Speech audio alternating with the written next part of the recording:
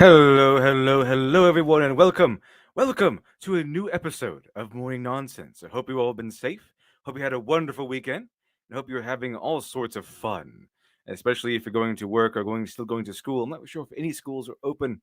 I've heard so many are closing down, but if you are, I hope you're staying safe.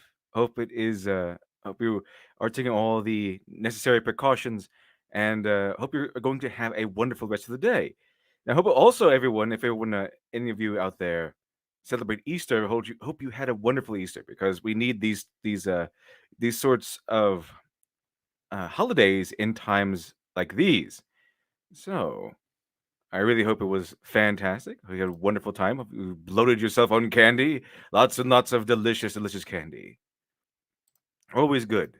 Always good to get the spirits up. Let's see here. Okay. Good morning to people to come in who want to.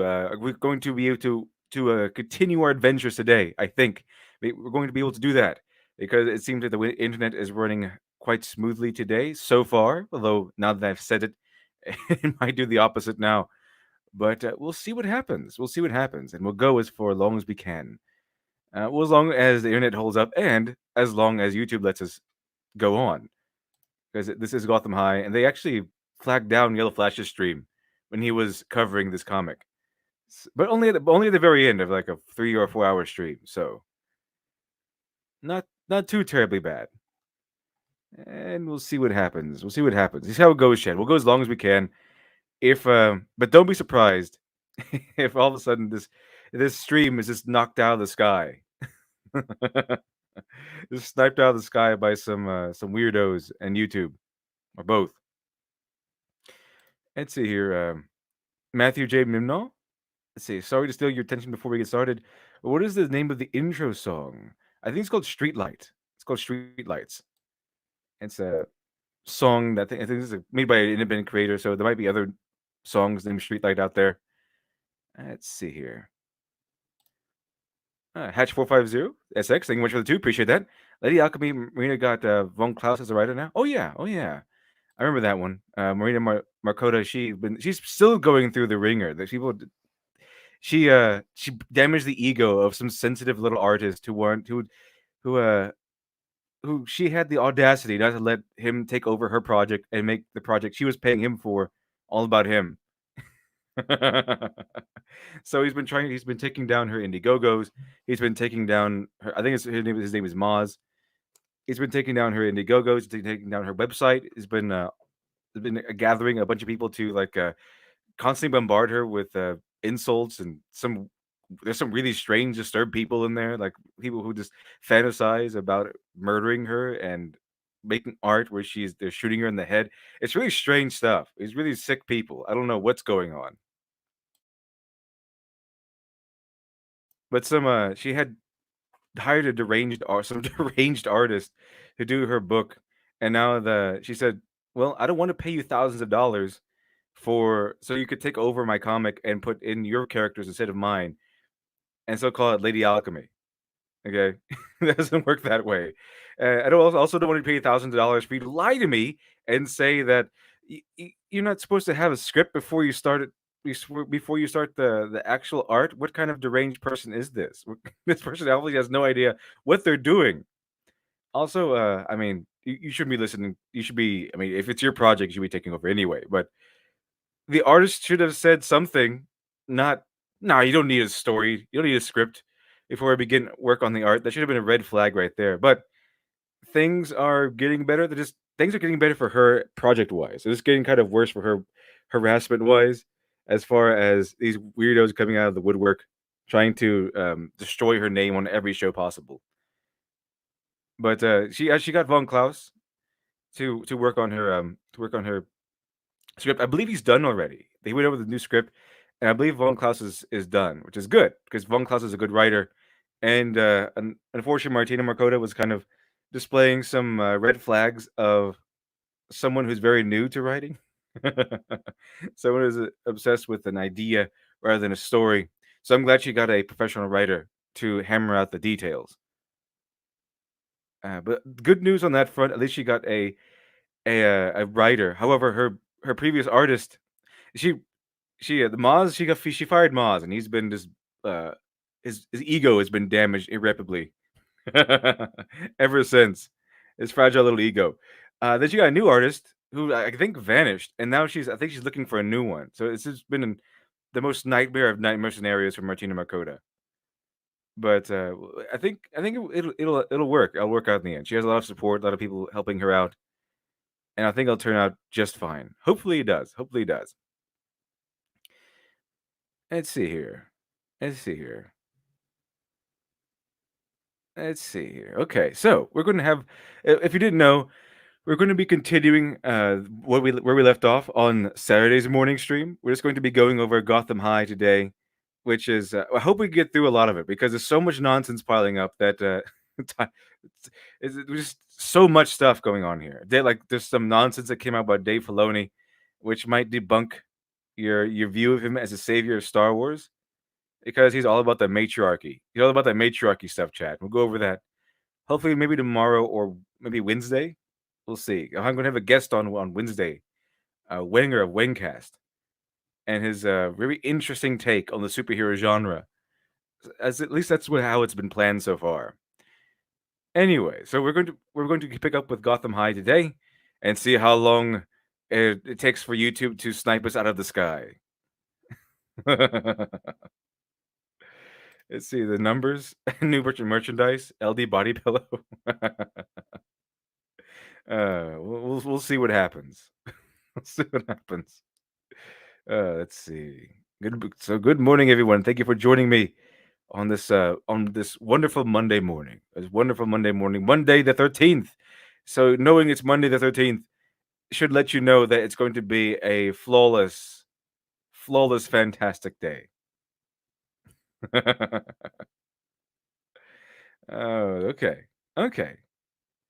Let's go ahead and get started, shall we? I'll give you the rundown just in case you missed it on Saturday. I know that some people couldn't make it on Saturday. Maybe it was a mixed, what they call a mixed blessing that uh, the internet shut us down, that we didn't get through everything. Let's see here. Make sure I got everything ready to go. And here we go. Here's the where we left off on Gotham High last time. On Gotham High. Let's see. The one servant of Satania. Anyone else want to suck on that matriarchal thing? Uh, no, no, we don't.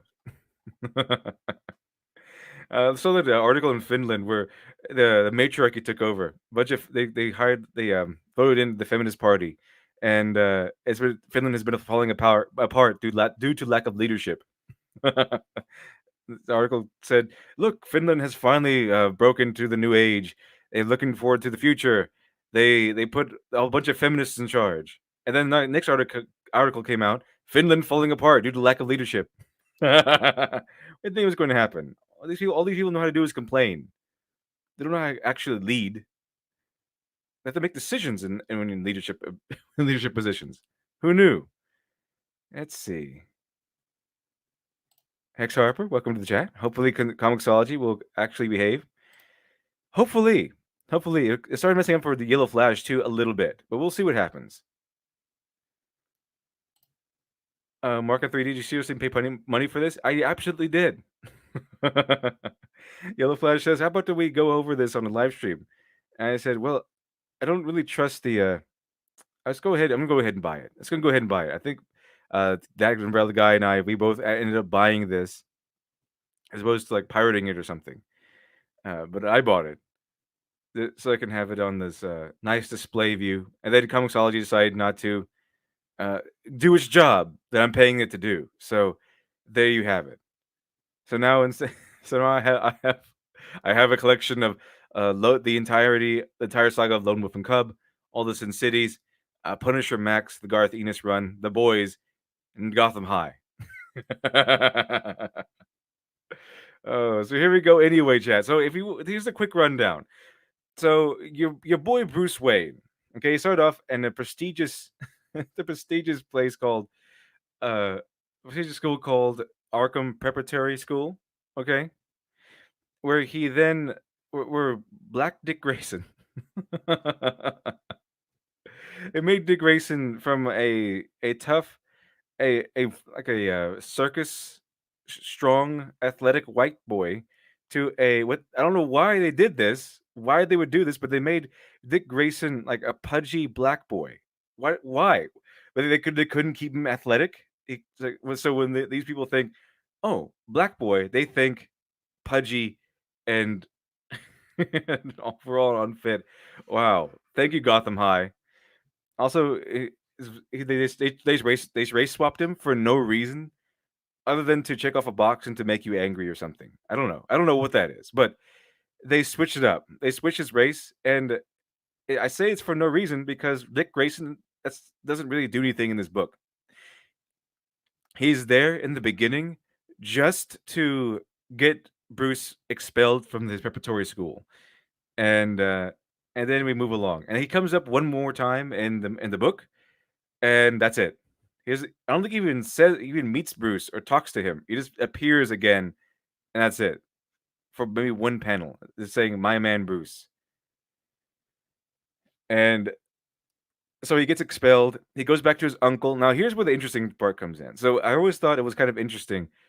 Not even interesting. I was kind of odd and not very human for Bruce Wayne to be not angry with his uncle.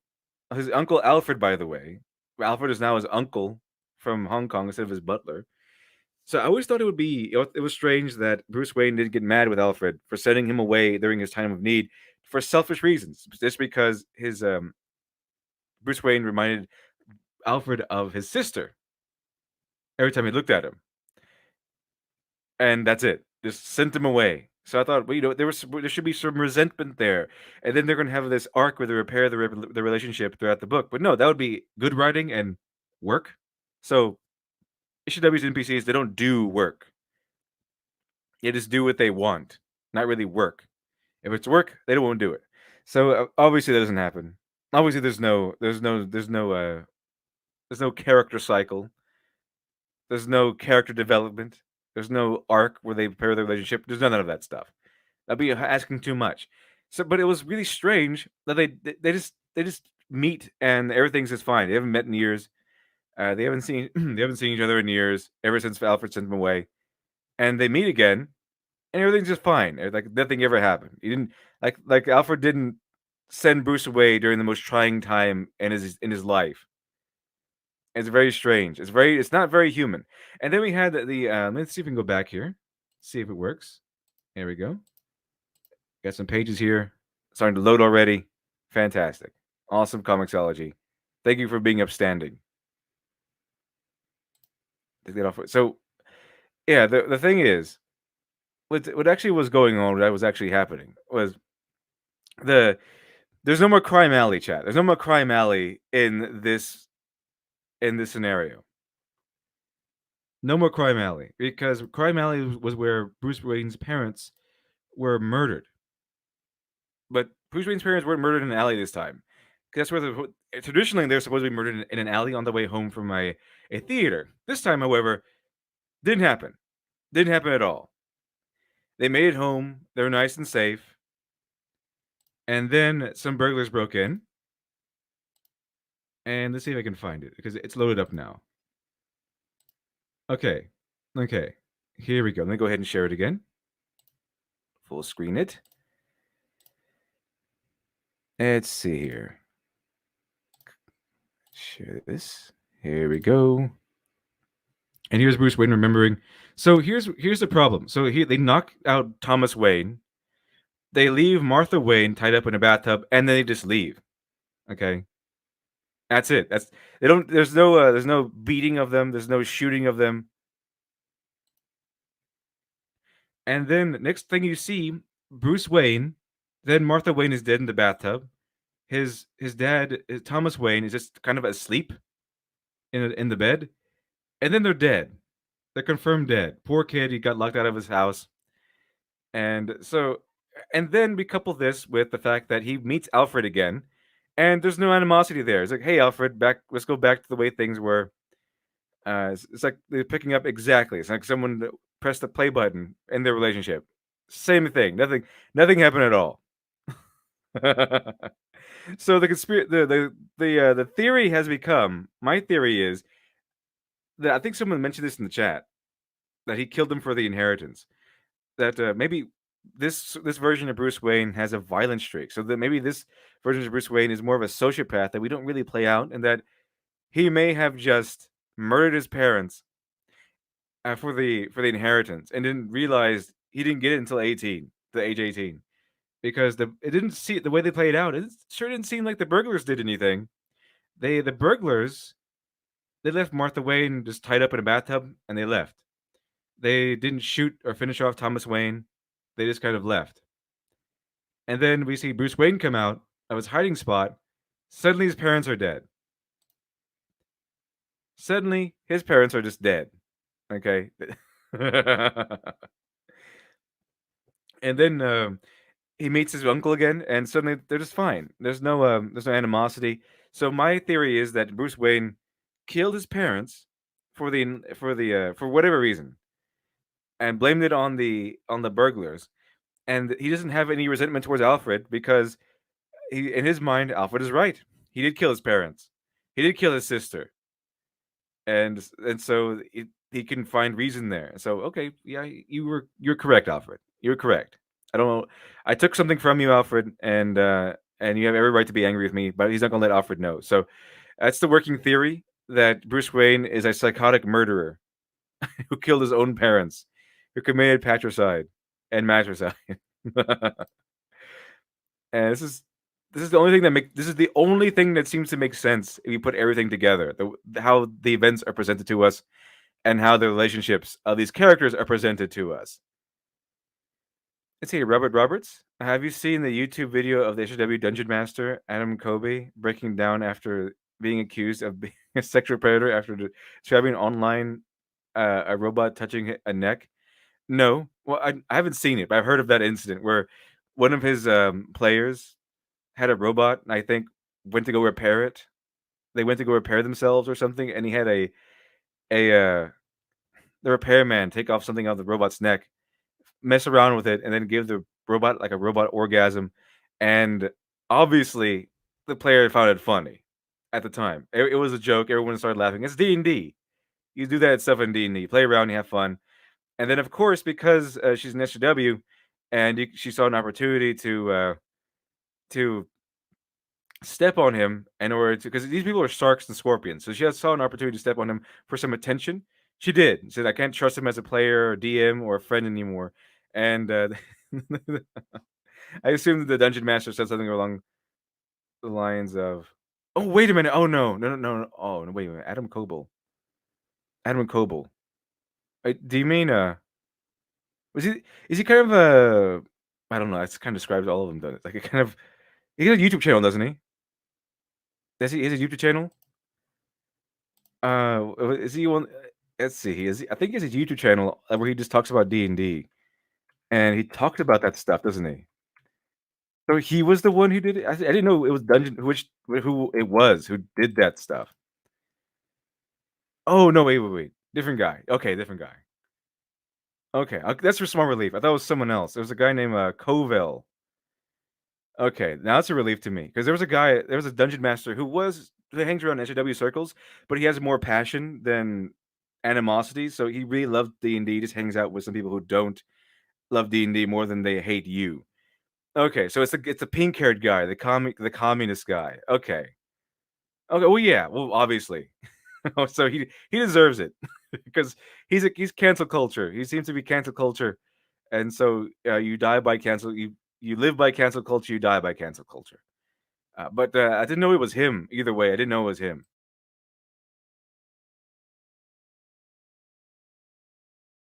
So that's interesting. That's interesting. Very interesting, chat. Very interesting. But yeah, I heard it. He had a little joke where his character gave a repairman like repair the robot and then gave it a robot orgasm, and it was funny at the time. But you swim with sharks, they will eat you if you spurt out blood. uh, and they did. Apparently they did. Apparently they did. Yeah, so he's a pink-haired guy, no, and has no claim to have a therapist, and is yeah, lifelong journey to heal. Like I said, I've heard about that incident recently, and I didn't know it was him though, because if you didn't know, Chad, we covered it. We covered that guy on a previous morning nonsense. It was our D&D stream, D&D stream. Yeah, it was. I think it was we covered woke D&D. I think we had a lot of fun, but it was that guy, Adam Cobell, is the one who had to play like a communist frog and all that good stuff. All that good stuff. So interesting guy. And of course, obviously, it was only a matter of time before they cancel you. They canceled him. But he seemed to be on. He was the guy who brought into discussion all the SJW stuff. So, uh, kind of strange. Kind of strange. Anyway, I'm really glad it wasn't Coville. That guy. That guy does not deserve it. I think it was what's his name? What's his name? I forgot his name. I can't remember his name, but it was another guy. It was another guy. I think it was another Adam, actually. I think it was another Adam. Let's see here. 1 second, chat. 1 second. I think I'm going to look it up really quick because this is bothering me. Matt Colville.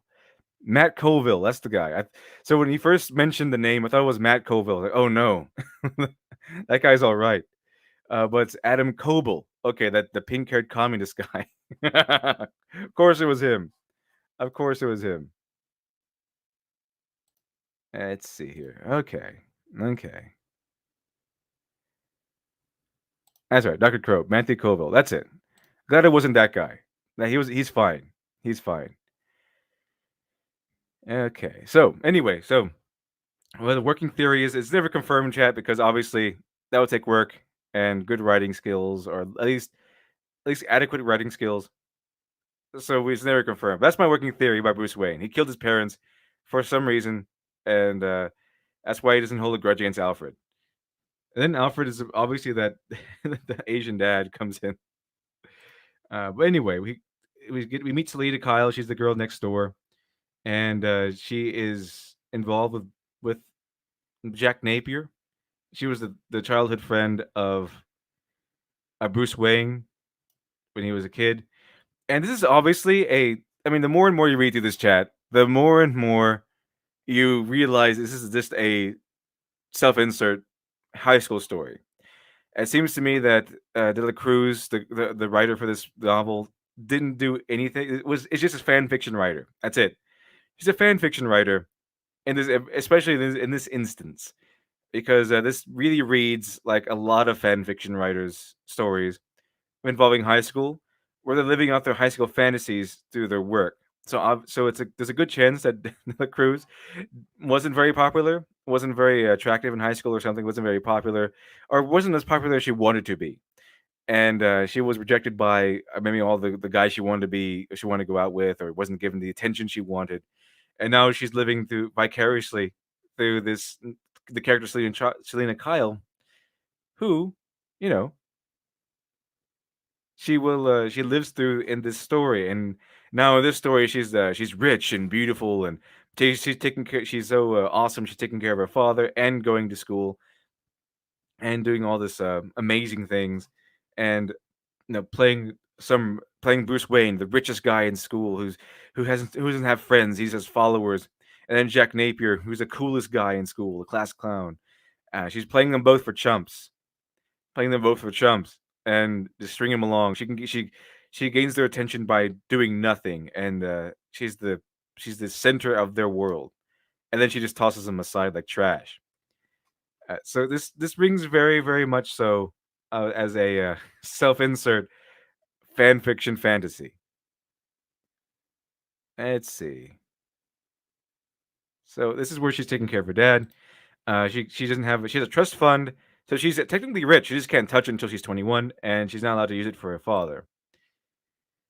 And of course, she's part of the rich and beautiful, as she says, someone everyone worships, which is I guess the how things go here.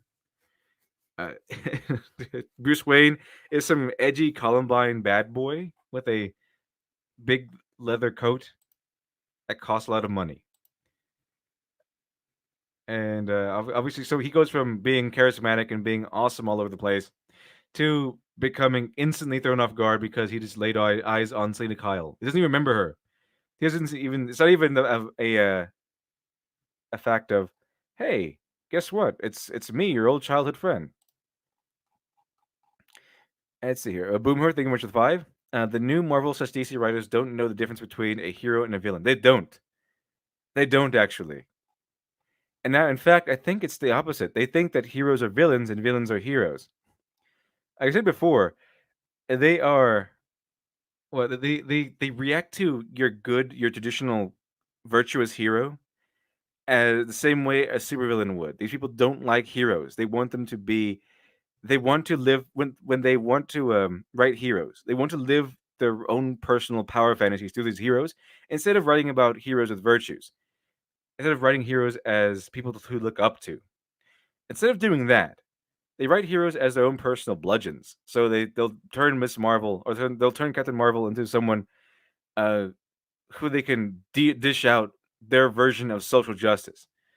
So they'll turn Captain Marvel into a woman who beats you to death for hitting on her because they hate that for some reason. And of course, they'll turn Harley Quinn into a hero because she's not one. She is their version of a hero. She's their strange, deluded, perverted version of a hero. A woman who goes around and kills people because she can, and because she's crazy. What a hero! What a hero to look up to. So obviously, in this one, Selena Kyle is the hero who does some pretty terrible things without being called on it or without paying the price for it. Bruce Wayne is not the hero. He kind of is the placeholder. We can see how cool he is just so that Selena and Kyle can look better, that she can earn his admiration. So let's see. So this is where they go together. Is where they meet in the totally cool photography club. The totally cool photography club that all the cool kids join. This is where they all meet together. And it's where I guess comicsology loads for another 1,000 years. Fantastic. Okay, so I'm gonna go ahead and give it the old refresh here. But yeah, this is what was it? You said someone said it. Let's see here. Someone said it. I forgot where it was. Because someone named it. Someone named it. As a servant of Satania, the high school worships rich and beautiful, but befriends only the street dogs like Jack. Yeah, Jack, Jack Napier. Jack Napier is supposed to be. Well, you are. If you don't know what happens, chat. If you don't know what happens, you're going to be incredibly enraged if you like the Joker. Just to learn what they did to the Joker in this. Let's see. So maybe this the buffering might be a little mixed blessing here. Just take it off the screen for a little bit.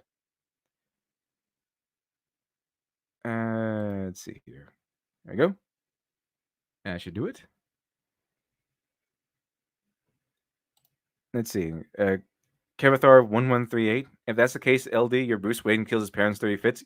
See, it's fitting more and more. The more you think about it, the more you see you take into the meta narrative, and the more you see how things have been written, the more you see how circumstances and events have been presented in this book, the more and more it makes sense that Bruce Wayne killed his own parents in this book. It just fits. It fits way too well. And it's the idea in these books that villains are now good guys and good guys are not villains. And so, of course, we see the photography club scenes is where we see how much Jack Napier and Bruce Wayne are just fawning over Selena Kyle for whatever reason. Even though she should be on the same level as Bruce Wayne, they're both fawning over her. They're just both falling over her for whatever reason. And let's see. So here's the party. Here's the first party. There's several parties. Of course, there's several parties because there has to be parties. It's all about high. That's all high school is, right? Just parties, parties, parties. And let's see here. Facial Vampirella looks like a woman. Yeah.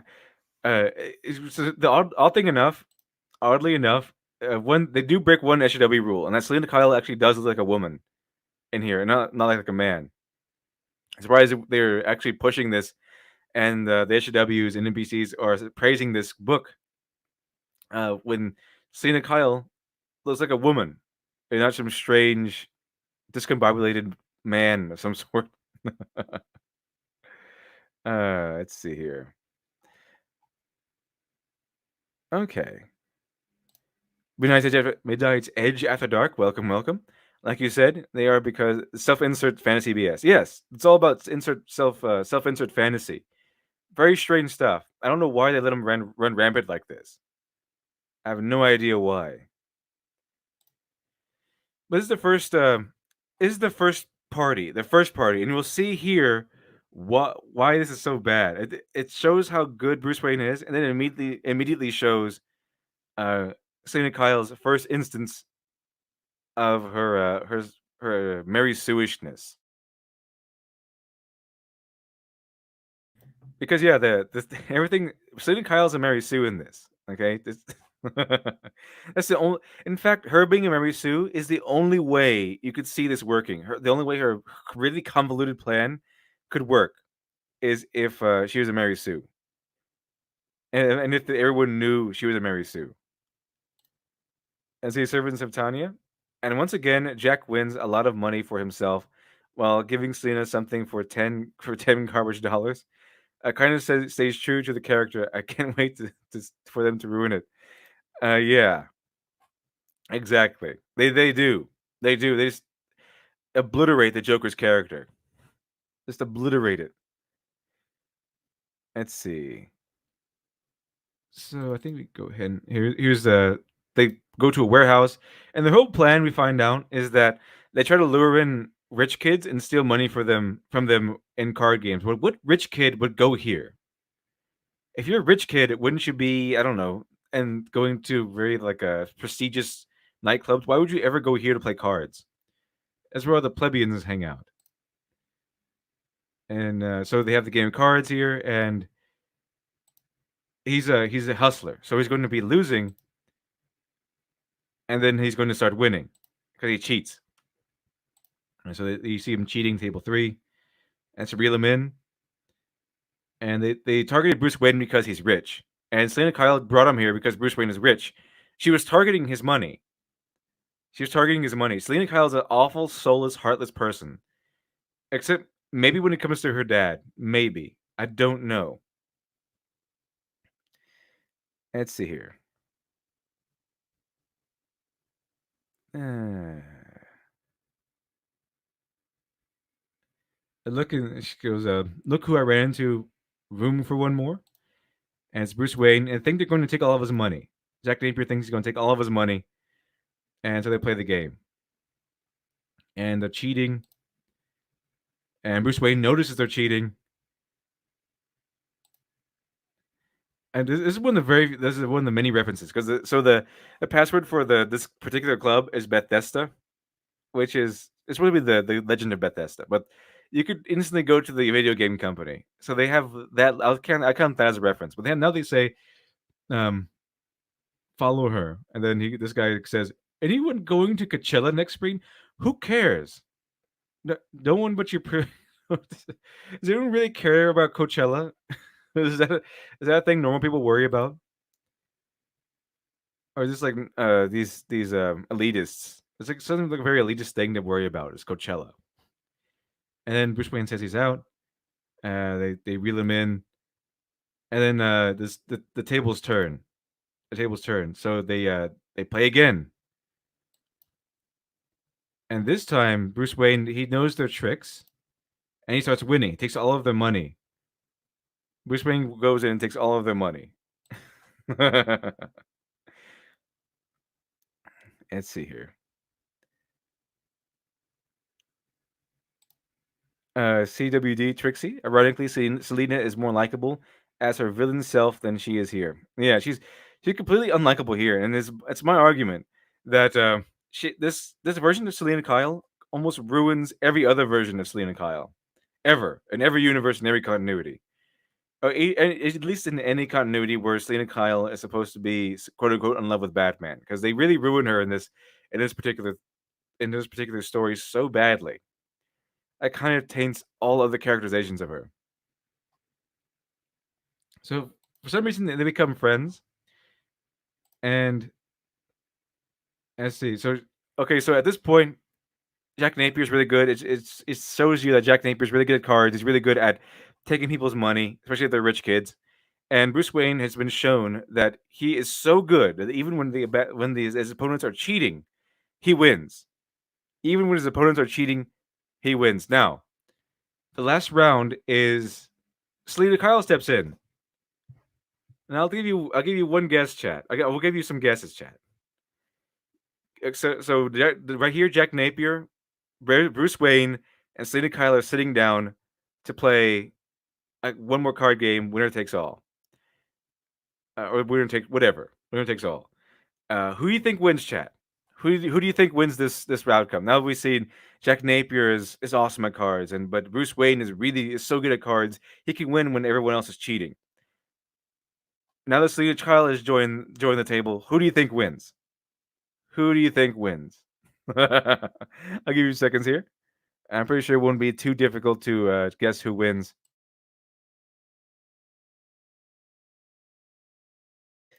Let's see. Texas Hold'em, Queen's Wild. Queen's Wild, chat. Queen's Wild. Let's see. B3 Chandler, thank you much for the $1.99. Would make a great toilet paper for the storage. Damn you, Diamond. Yeah, if you bought this in physical form, it would be great toilet paper. That's how it would have any actual value. I think. Let's see here. Hex Harper, Bruce lets her win. Oh, you wish Bruce let her win. I think obviously that can't be the case because then it's a man giving her power, and that can't happen. So Selena Kyle wins chat. I wish Bruce Wayne let her win. I wish there was like a little aside here. I think where Bruce Wayne says, "We loser buys breakfast." I guess they're playing for breakfast, but I wish there was a little side here where Bruce Wayne says, or he says it, or at least hints at that he went easy on her.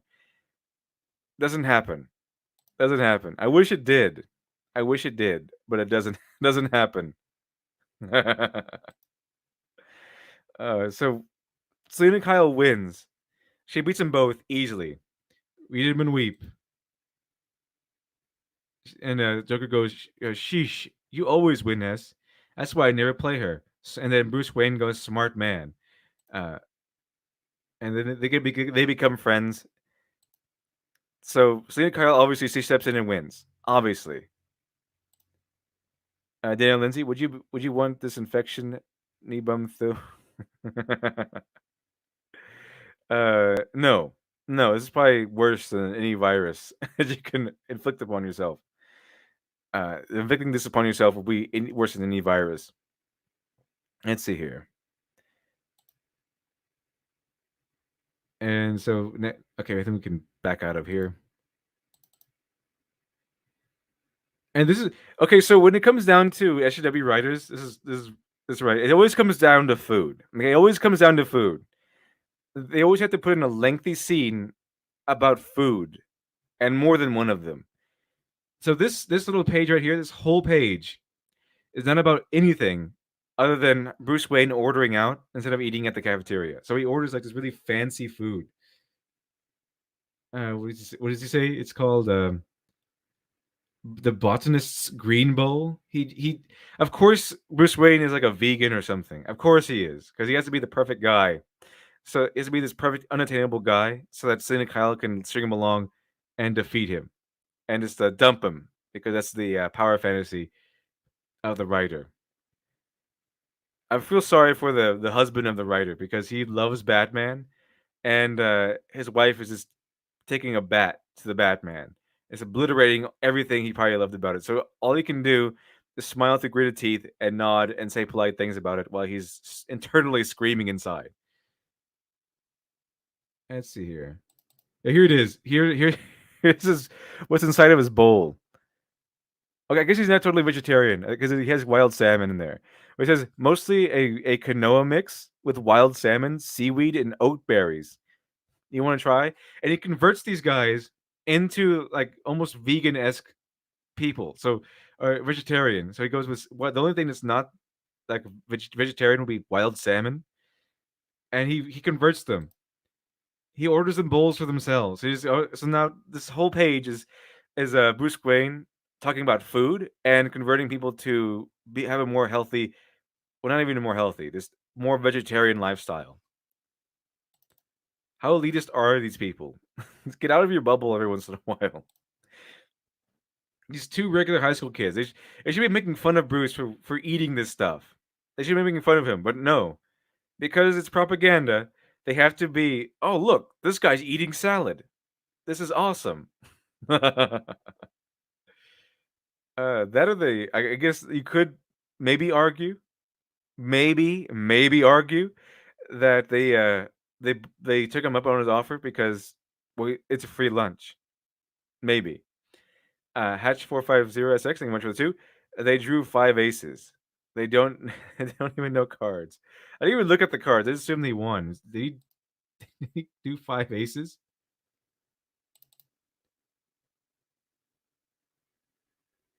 So she has four aces. Where did she get four aces from? Bruce is in Colorado and her cheating. How did she get four aces? I think they just think yeah, they obviously don't know cards or something. That maybe she saw her husband playing cards before. But she always wins with you always win with four jacks or four aces or something. I think she knows one hand of poker. Let's see here. Matthew J. Nuno, to be fair, have you seen anime? The food is pretty much center stage but at least it looks good. Yeah, it looks good in anime, and they eat a lot, but it's usually done for usually funny. Here they they just go out of the way to show you food, and then nothing happens. It just doesn't play into anything or any character. It just here's Bruce Wayne eating a salmon salad, and then we can turn the page. A whole page about Bruce Wayne eating a salmon salad, and then converting two people to his lifestyle. That's it. That's it. That's the only thing that's with that page. This book is about 200 pages long, chat. And it's 200 pages long because we have pages like that. You could skip it. You could skip that page. It does nothing whatsoever. So you can go straight from here to here and not really miss anything at all. Anyway, chat. Let's see here. Make sure we got everything. 5 aces. 4 aces.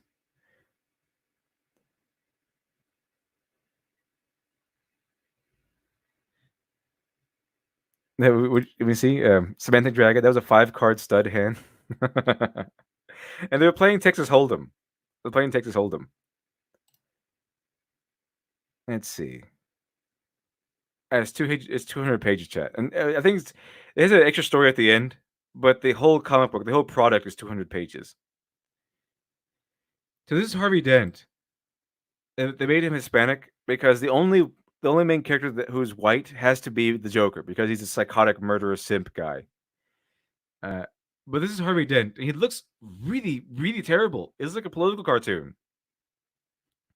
He's like someone who lives in New York, who is vegan and buys onto all into SJW nonsense, writing a political cartoon about Trump. That's the scenario of ugliness we have here for Harvey Dent. What is this? He looks like he's wearing a mask of his own face.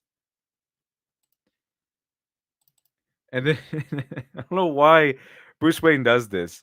I don't know why Harvey Dent does this. I don't know why this guy's Harvey Dent. This could be literally any kid. He doesn't do any Harvey Dent stuff. There's no like a instance where he's Two Face. There's no instance of him being an upstanding guy, so that he would be the prosecutor or a good guy in the future. He's not a noble kid of any sense of the word. He's just a normal, regular guy. And so it could this character could have been anyone at all, but he wasn't. He wasn't just anyone. He was Harvey Dent for whatever reason. Again, race swap just so we can check off some more boxes. No real reason. At least he has something to do with the story, unlike Dick Grayson. But he walks up to Bruce Wayne and says, "Hey, Bruce Wayne, can I try on your jacket?" And for some reason, Bruce Wayne lets him. Apparently, this jacket is really expensive, and Bruce Wayne lets him try it on. And he goes, "Look at me, I'm Bruce Wayne." He tries it on. He says, "Look at me, I'm Bruce Wayne, the richest kid in Gotham. Hey, Harvey, can I have my jacket back now? I've got to go." And I don't know why that occurred. That's a really dumb scene. But it gets even dumber, chat. So they turn off the lights. They turn off the lights. Some mysterious person turns off the lights. Bruce Wayne gets hit in the leg. They know who Bruce Wayne is. They hit Bruce Wayne in the leg with a drug. He gets knocked out. And then they capture Harvey Dent. The goal was Bruce Wayne. They shot Bruce Wayne with a dart full of poison to knock him out. And then when the lights are off, no, actually, they turn the lights off. They shoot Bruce Wayne in the leg because they know who he is. They shoot him in the leg. He falls down, and they capture Harvey Dent because he was in the coat that Bruce Wayne was wearing, but that Bruce Wayne was wearing before lights turned off, and that he gave to Harvey Dent before the lights turned off, and that Harvey Dent was wearing before the lights turned off. They could have easily seen that Harvey Dent was wearing the coat, and Bruce Wayne no longer wore the coat. But for some reason, they turn off the lights after seeing that Harvey Dent was wearing the coat, and Bruce Wayne was no longer wearing the coat, and then they shot Bruce Wayne in the leg after the lights turned off, and some reason suddenly forgot everything and then captured Harvey Dent. Oh, this is weird. How does this make sense?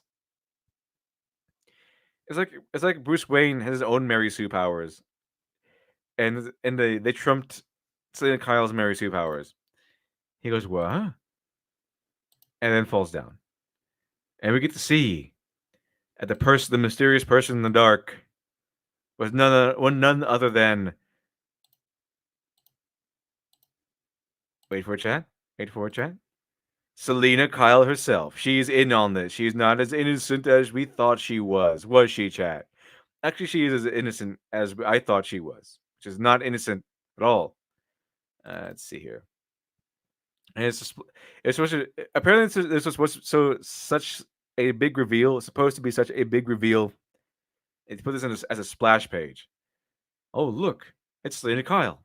Did you know that she was going to be a criminal in this? I had no idea. And she wiped the security cameras. So they made sure to tell you, chat, that she's smarter and more competent than Bruce Wayne ever was. Because Bruce Wayne forgot about the security cameras, but she didn't. She thought to wipe them. So she's smarter and much betterer than Bruce Wayne could ever be. And then they meet. She meets Jack Napier outside, and she gives him back the book. Of course, she has a motorcycle, chat. Of course, she does. I'm pretty sure Dela Cruz wanted a motorcycle when she was in high school. So not only does she have a motorcycle, she's the one taking Jack Napier home. In this scenario, it's usually like the cool, edgy Jack Napier character. He has a motorcycle, and he takes the girl home. He takes the female main character home. No, in this, it can't be that because that's relying on a man. They can't do anything. Men can't do anything, chat. They're not allowed to do anything at all. So it's Selena Kyle who's the one with the motorcycle, and Selena Kyle is the one who drove Jack Napier home to his white trash parents. Okay, chat. Uh, let's see here. All that loads again. We'll just load that back up, and we'll see what happened. This is the first instance of what we get to see. First instance where how we get to see how badly they destroy Jack Napier as a character. So you think Jack Napier is going to be this suave, charismatic guy? You think Jack Napier is going to be an interesting person? Uh, he's going to be like another like poor Bruce Wayne, like a poor man's Bruce Wayne, a literal poor man's Bruce Wayne. It's, but that's not true, chat. Let's think of the Joker, and then you'll see what happens to Jack Napier, and you'll see what the horrific travesty that is that is his character. See, Tyler Preston. But this comic is for teenagers. Stop being so critical of it. It's Elseworlds story. I wish if there was an Elseworlds story, they should have done a better job and not go around and just take a bat to all these characters and destroy them. These characters are so out of character. They might as well have just been different characters. They could have easily put like a setting in the high school setting of Gotham City without having to bring in all of these other Batman characters. Just make it in Gotham City and make new characters. But that takes work, chat. It takes work and good writing skills to develop things, and they can't do that because work is just out of their purview. Work is not something they're good at, chat. Let's see. Okay, let's see here. So here's Jack Napier. So let's bring him up. Bring him up real quick. So here's Jack Napier, chat. There we go.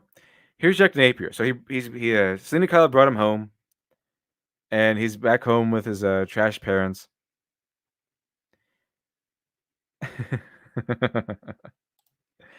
See, Daniel Lindsay, I think this comic is killing me. My nose is dripping brain cells. Could be. Could be. It's pretty awful. Here we go, chat. Voila.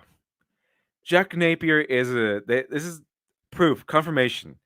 Jack Napier, the future Joker, one of the most charismatic, one of the most devastating villains in the Batman's villains roster, has a shrine to Selena Kyle. He is an absolute simp. Oh, it's terrible, chat. It's awful. What do they do to you, Jack Napier? What do they do to you, Joker? What have they done? Oh man. So it gets worse, chat. If you like the Joker, if this enrages you, it gets much, much worse. Much, much worse. It's not simply that he has his shrine dedicated to Slim Kyle for some reason. It gets so much worse than this, chat. So much worse. Let's see here. Hold on, we'll make sure we're still up. Fantastic, fantastic. It goes back to her dad. He's still sick. Still sick. He shows a picture of her and he can't remember her. And try to make the audience feel sorry for her and everything. And okay, so Bruce is back at the hospital. He's in the hospital, and they're taking care of him. He wakes up, and his uncle's like, "Bruce, you're awake." And this is interesting because he goes, "So I guess his mother had seizures, and apparently Bruce Wayne might have seizures. We don't know because this is a point they never ever bring up again. Bruce Wayne never gets caught in a seizure or anything like that. Never. This never happens again. There's never an instance of Bruce Wayne having a seizure in this, but they bring it up for some reason. I don't know why. It's just that your mother had seizures. Maybe you did too. So I don't. Maybe it's because uh, I don't know that great people. There's a lot of great people in history. Like I think Julius Caesar. I think Alexander the Great. They also suffer from seizures. Maybe because of that reason. That's why his mother suffered from seizures, and now Bruce Wayne might. I don't know, but it never comes up again. If some kids were left at school, he got say by the choir kids. The doctors think you had a seizure. Your mother had them too. We should get you tested. I don't know why they brought that up because it literally go back into what exactly happened. So it wasn't a seizure. I got hit with something. I felt my leg. A dart of some kind. He goes, I thought the blood work seemed unusual. Bruce, are you on drugs? What? Of course not. He goes, did you just hear me? I said I had a dart shot in my leg. You think I might have poison in it? No. He goes to right to, hey Bruce, were you doing drugs? And he goes, and it still hurts. Family's been targeted, so he feels bad that Harvey got hit. Harvey got kidnapped when he knows they were targeting him. When he knows that they were targeting Bruce Wayne of the Wayne family. Let's see. I've never had to take care of anyone before. Just their money. I guess he's an accountant. I guess. Let's see here. This didn't happen. Yeah, they're asking for a ransom for Harvey Dent, but they can't pay it because I don't think Harvey Dent is actually rich. They captured the wrong kid. They captured the wrong kid, and Harvey Dent's family is going to have to pay this enormous ransom for their kid back, which they can't pay because they thought it was going to be Bruce Wayne. They thought they had captured Bruce Wayne. Doesn't look that way. Brad or Jacko, thank you much for the two. We can all relate to seizures like Coachella. That was good. That was good. Thank you very much. Midnight Edge After Dark. Oh my gosh, this is dumb. Yes, it is dumb. It's very, very dumb. Let's see. There have been horrible mistakes. What do you know about the blood tests? Apparently, the chemicals in your blood, let's say they're not exactly legal anywhere. So he knows the blood work. He thought that Bruce Wayne, he knows what the drugs were. So he thought that his nephew Bruce Wayne was on drugs that were apparently highly illegal, and you'll soon see that they are like rare, and as well as being highly illegal. and you'll soon see in the most ridiculous fashion possible, the most ridiculous fashion they can come up with. So we move out here, and he goes from hospital bed to jumping out the window after being drugged. He goes to Chinatown. He goes to pharmacies and drugstores to find out what this drug is. Until he goes to this place was I think a hospital or med school, and he meets Poison Ivy or he meets Ivy, and I know Ivy looks like normal Ivy here, but they changed her from white to Korean, and they changed her from white to Korean. So it makes no difference story wise. They just not really, not really. I mean, I think she translates this one picture, but that's about it. That's about it. She translates this one little thing of writing. I think Bruce can even read it. It's just he doesn't know what the chemicals are. And he goes, "I won't tell will you." Yeah, she'll. I'll look for the poisons. She says, "I'll look for the poisons." And they made her eyes like really squinty just to. They made her eyes really squinty just so you know that she's Korean and not white. There we go. And I think they made her this way because the author probably aligns with her politically, with global warming and all that. So she can't. She can be a minority. She doesn't have to be white. Let's see here. And yeah, it's Poison Ivy. It reveals she's Poison Ivy, and now we have Poison Ivy working to help us solve this thing. And it gets worse, chat. It gets worse. Let's see here. Tyler Preston. The story could be about Bruce Wayne being hunted by the League of Assassins because they're connected to his parents' deaths, because his mother's family were part of the organization. That'd be way better than what they gave us here.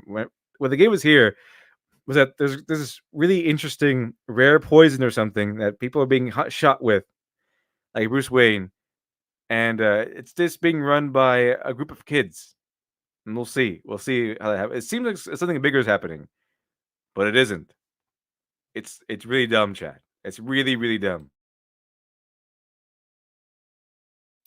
Anyway, so he's translating it. He's writing stuff down. And part two, actually, let's go see what he wrote down here. I think we might need to know this. So he's going over. It's called Heartbreak Grass. He's translating it. Native to China. It's native to China for some reason. Because all these kids obviously have connections to rare Chinese poisons.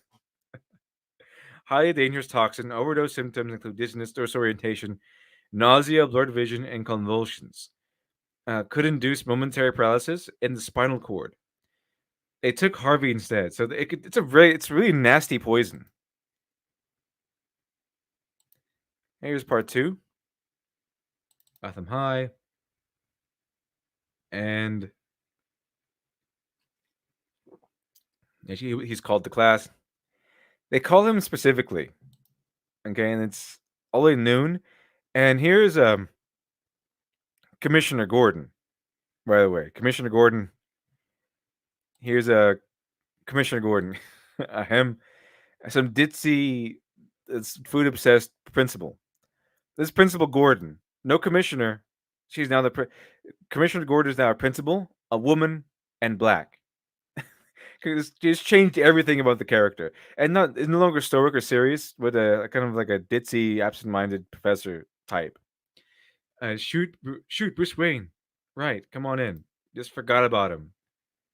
They always have to disrespect these people. If they're the main character, they always need to be disrespected, especially if they're men. It's like how they've in Picard. If you watch Picard, Star Trek Picard, they instantly forgot his name, even though he's a living legend, and there's everyone is yelling at him without any due deference or respect, and immediately goes to her eating a sandwich. Immediately, immediately goes to her eating a sandwich because that's all they really know in real life chat. It's all these authors know these days. is ordering takeout, taking selfies, and indulging their every primal impulse, like revenge fantasies, where the author relives their high school days, but far better, where they're rich and far more competent and can attract the most powerful men in school and then toss them away like they're nothing and be seen as the hero. So this is Principal Gordon, and she is obsessed with food. So they're talking about he has some sort of seizure. Talking about the kidnapping, and they can't find the security camera, and she offers him a sandwich.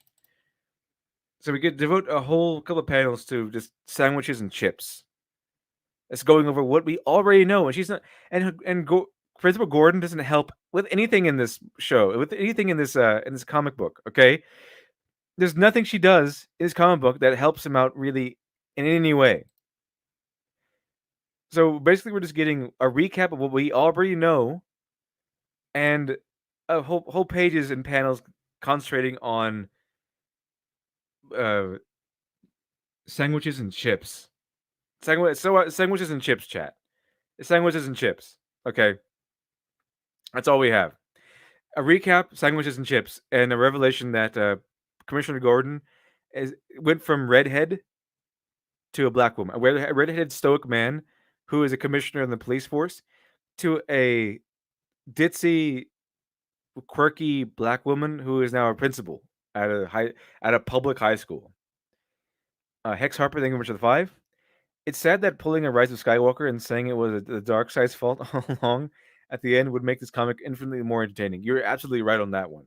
Absolutely right. It should have had some twist that would make it a little more entertaining. Other than that, this slut of Selena Kyle being portrayed as a slut turned out to be a slut at the end, and that's her whole plan. uh, Thank you, writer. Thank you, Dela Cruz. Very intriguing writing here. I had no idea where you're going with this. HK47 for life. Thank you much for 2. This isn't Batman. I shall now dub this Matt Ban. That reminds me of Mundane Matt. If you give it that title, appreciate that. Anyway, let's see. Okay, so the very last panel. Okay, so here we go, Chad. Okay, so one thing I learned in my research of about making comics, 'cause I did lots of research on how to make comics and how things should be structured. The ideal structure of a page of a comic book should be a story in and of itself. So your very last panel of a page should ideally be something that would get your reader to turn the page. That would be like some new revelation or some new event, or even something so simple as some guy beginning a sentence and then the sentence being concluded on the next page. Something to get your reader to turn the page. But this page ends with food. Again, chat. It always comes down to it always comes down to food. It always comes down to food, chat. I don't know why, but they decided it was a good idea to end this page with the last panel being, instead of a page turner, just here's a sandwich. Here's a sandwich, Bruce Wayne. Thank you, ma'am. It always comes down to food. Always comes down to food. A last panel, not a page turner. That's something to get you to read on. It's about sandwiches. Awesome. Awesome. That's why I wanted to get this a comic that says Gotham High. That's what I wanted to see. Sandwiches and chips. There's the chips right there. Eating a sandwich. Oh, well, look! Isn't that silly? Isn't that quirky? Bruce Wayne is eating a sandwich, and his cheek is all puffy. Isn't that funny? It's like a Dela Cruz's best friend or something. I'm gonna make you my hey best friend. I'm gonna make you the principal of the high school of Gotham High, and your name is gonna be Gordon. Uh, Of course, she gave you lunch. She made you wait an absurd amount of time because you happen to be the male protagonist and you need to be disrespected at every turn. Okay, here we go, Chad. You ready for it to get worse?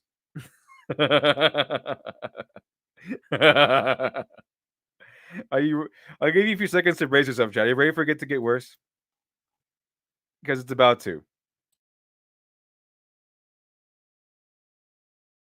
I see. Tyler Preston, thank you much for the two. Appreciate that. Why is she eating cardboard? Let's see. Is she? That does look like that does look like cardboard. Look at that. Look at that. Look at that sandwich. It looks like it looks like her. She's eating construction paper and cardboard sandwich. Does not look appetizing whatsoever. Okay, chat. It's your momentary reprieve has been is concluded. It's concluded. So here we go. It's about to get worse. So after he gets out of there, obviously, it was about lunchtime because it was about 12 o'clock by the time he went in there, and apparently he was in there for so long. See, Principal Gordon. Here's Principal Gordon. Apparently he was in there for so long. The sun is now setting. How long was that meeting? They were having lunch.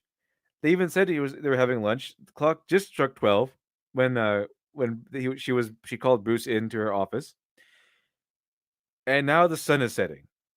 It's after school, so they were in there for what 3 4 hours, and the sun is setting. So how long does school day last? Because check this out, Chad. He chases after Selena Kyle, who is there, and she goes, uh, she's heading off to class. She goes, don't you have bio right now? Shouldn't you be in lab? And he says, no, I can skip class. I don't care. So the sun is setting. They're in there for so long, the sun seems to be setting. But apparently this class is still going on.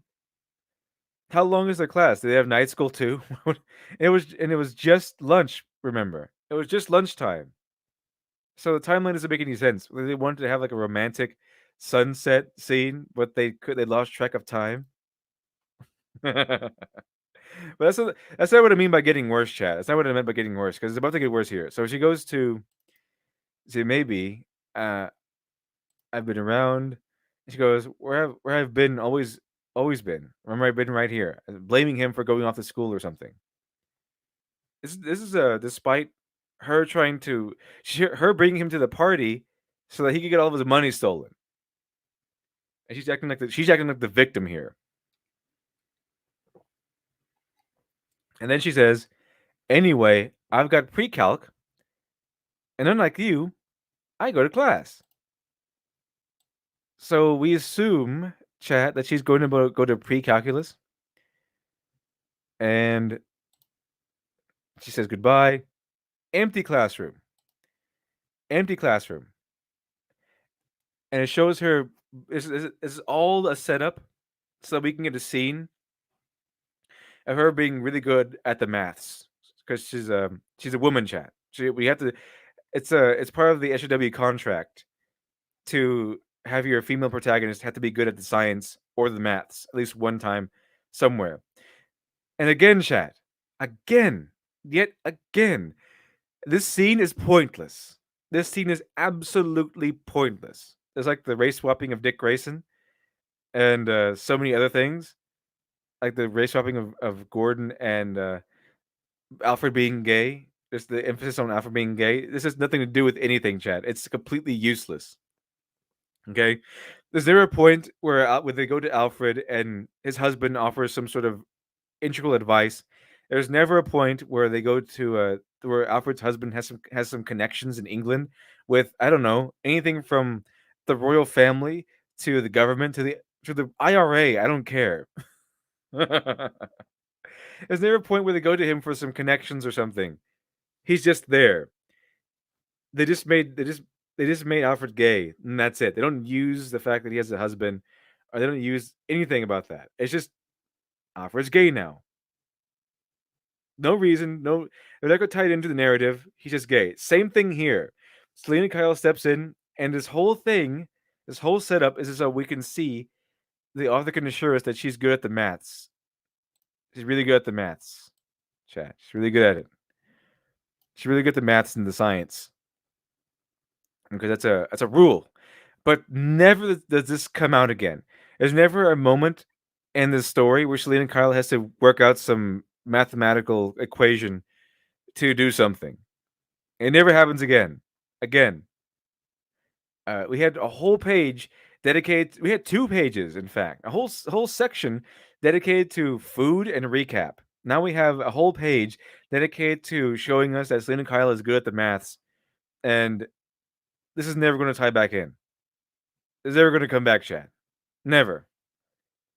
We might as well just not have this. You might as well just. We might as well just have her do this, say goodbye to Bruce, and then just end it here. As important as it was. You know, and we just skip over that page. We don't need to see her being good at the maths. Doesn't matter. Doesn't matter at all. Now we can finally get back to the narrative relevant stuff.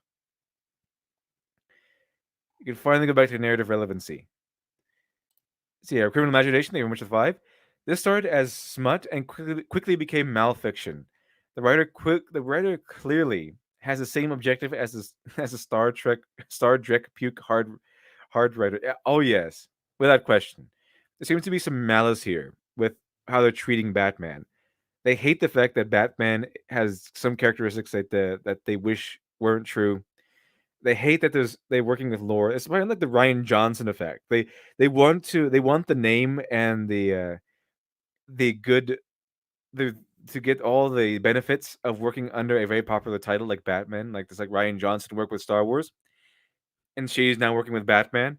They wanted to use the title and the name and for their own gain. Okay. They wanted to do that's what they wanted to do.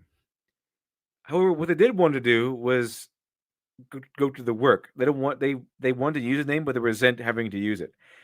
So they make their own story using the popular brand, and then they just write their own story using the popular brand and lamenting and hating the fact that they have to adhere to lore and canon. So you have like a Hello Greedo video coming out telling you that lore and canon is no longer important for some reason, which is silly. And then all the big dumb fanboys, okay, Course correction to appeal to all the big big dumb dumb fanboys, fanboys. the big dumb fanboys come out of the woodwork and say, "Hey, this is not Bruce Wayne. This is not Batman." And then they cry victim, and they call you entitled spoiled babies, even though they want to work in Batman, but they resent working with Batman because they don't have the I don't know the drive or the imagination or the skill or the talent to make their own stuff. It seems I don't know. But when you take on Batman, you take on the responsibility of upholding truthfully Batman, the lore, the characters, everything about it. You're supposed to be the vanguard of it. But apparently you wanted to deconstruct it, you wanted to destroy it. And it seems to be the problem with a lot of present day writers, you could say. 1 second, chat. 1 second.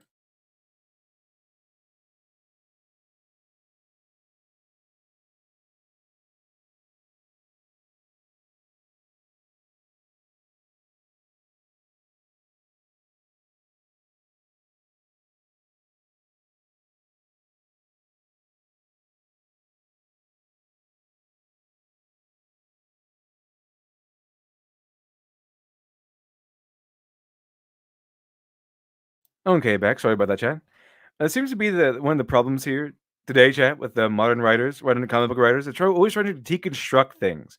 They all think they're their own little geniuses. Each and every one of them believe that they're the next Alan Moore, the next Neil Gaiman. So they all pump out deconstruction after deconstruction after deconstruction.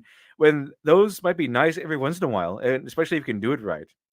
But that's not all we want. We want, I mean, most of the time, okay, most of the time, we want this straightforward heroes that we've always had. I just want Batman. Okay. Sometimes we just want Captain America. Sometimes we just want Batman. Sometimes we just want Superman, and we don't need a deconstruction of the character every single time. But they all think their own little geniuses, their own little visionaries. So they all give us deconstructions of what they've been handed, without realizing that a deconstruction is nice as a break from the status quo, but the status quo still needs to be your standard superhero stories: good guys fighting bad guys. I see criminal imagination. Thank you much for the 5. Appreciate that. Let's spend thousands of or millions to piss off people we've never met, but say we know them like lifelong enemies. Yeah, because at the end of the day, okay, we at worst we might be a little mad. At worst we might be a little more disappointed in how they're treating these things. But at the end of the day, we're just mad, and we can move on with our lives. We can okay, I'm mad. I'll just go watch a movie and make myself happy again. They're out thousands of dollars. They're out thousands of dollars, and the reputation has been shot, and they've lost more trust in paying customers. Paying customers have lost a lot more trust with how they handle these properties. So who really lost in the end? Us, who I don't know, were maybe perturbed or angry for a few minutes before we went on with our lives, or them who are out permanently out thousands of dollars and whose industry is dying.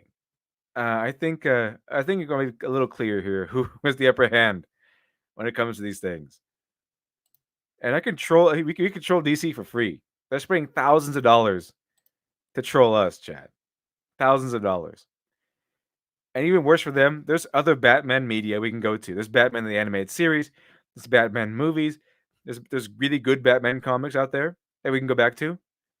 So I could say, "Oh, this is dumb," and then I could read a good Batman comic if I wanted to, because they're still out there, they're still available. Batman comics with 0% wokeness. Too bad for them, Chad. Too bad for them. I say John Bishop. So Bruce's parents are basically murdered in front of him, yet he's supposed to be impressed by her doing some equations he already knows on the chalkboard. Yes, yes, he is. In fact, if he were in that classroom with her, he would be fawning over how smart and intelligent he is. I bet you if they set up correctly and she didn't say goodbye with him and he walked in with her, he wouldn't be able to figure out that equation and she would be able to. I bet you they would do that dynamic. Anyway, so Bruce Wayne is going in. They show him breaking into the a security room and he's exploring the tapes because Principal Gordon told him that's pretty much the only reason why the only the only substantive thing you got from that scene with Principal Gordon was the fact that she told him that the security cameras were kind of busted, and so he stuck in, saw what happened, left. And now it gets even worse, chat. Are you ready for this? You can't see what happens already. So the Joker, Jack Napier, this well, he's supposed to be this wrong side of the tracks, poor white trash kid. He vapes, chat. He vapes. Of course he does. Of course he vapes. And they pass it around. And this and they bring it out. They put so much emphasis on him vaping. They think it's going to be important later on because this person is a writer. You would think that since they put so much focus and emphasis on vaping in this in this scene, that the vaping pen would be like a clue later on because this is a detective story a little bit because Batman and Bruce Wayne supposed to be a detective, and every element they put emphasis on should be something integral, something that would come back later on. But no, again, they just want to show him vaping to make us angry, I guess. And yeah, exactly. Let's see here. The one servant of Satania, because vapes are for poor people, obviously. Because vapes are what not they're not obviously they're 99 cents at your local drugstore, right? They definitely don't cost hundreds of dollars. They're definitely not expensive items to keep around, obviously.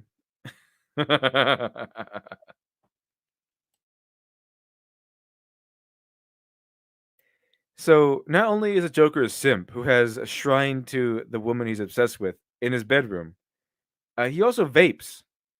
He also vapes. So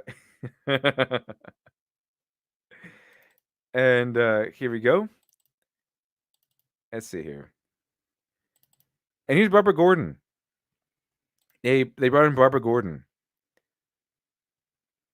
Barbara Gordon is now this son of Principal Gordon. She's the principal's kid, and so they brought two redheads, Commissioner Gordon and Barbara Gordon. They turned black, the usual turnaround, the usual race swap. Whenever it's a redhead, they'd switch them to black. I don't know why. They just do.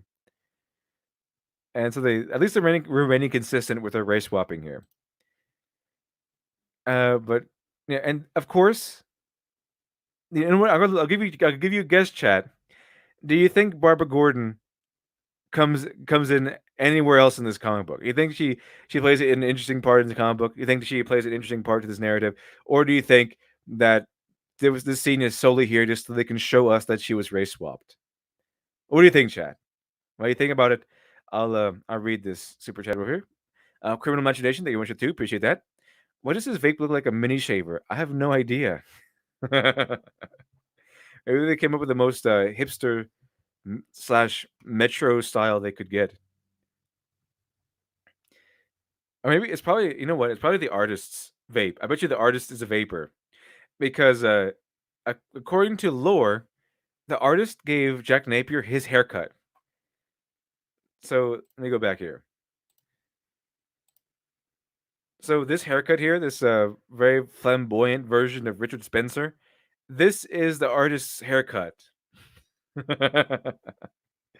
And so I could see an argument where you could say that Jack Napier, Jack Napier he's not only is he a vapor, a poor person's vapor, I guess. He's poor but has a vape. And that this is the artist's this is what the artist vape looks like. I bet you on that one. Is he a Zofrat? This is a showcase of swaps. Yeah, basically. Let's see here. Ravani Rishardi. She's the writer's purse puppy. I think so. I think so. That explains so much about this comic. The numbers that explain so much. I think it does. It is, if nothing else, it's been confirmed that his haircut is self-insert at the very least. Hex Harper, Jack Vapier. uh, exactly, exactly. And Daniel Lindsay, dude, if it was important, if she was important, it would be good storytelling. So I'm going to say no. You're all spot on. Barbara Gordon never really comes up again.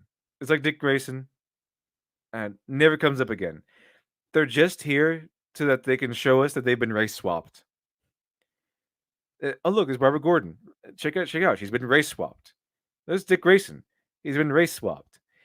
They don't have anything to do with the narrative. Look at Alfred. At least Alfred has something to do with the narrative. The fact that he's gay doesn't, but Alfred does. So they're doing all these changes. They're showing us all these characters just to show us that they've been race swapped and the cast is now more quote unquote diverse. But they never tie it into the narrative. They never tie it into the story. They're just kind of there just to show us that, hey, everyone, these characters have been race swapped, and so the SJWs can swoon and go, oh, what a wonderful thing, and then they can take selfies with it. Hatch 450SX, thank you much for the two. What did redheads do to these people? I don't know. That's why I made Dr. Alpha. That's why I made Dr. Alpha the revenge of the redheads, you could say, because he's a redhead that would not go swapped into that good night. Let's see here. Let's see. By the way, this will show you. This will show you a little bit.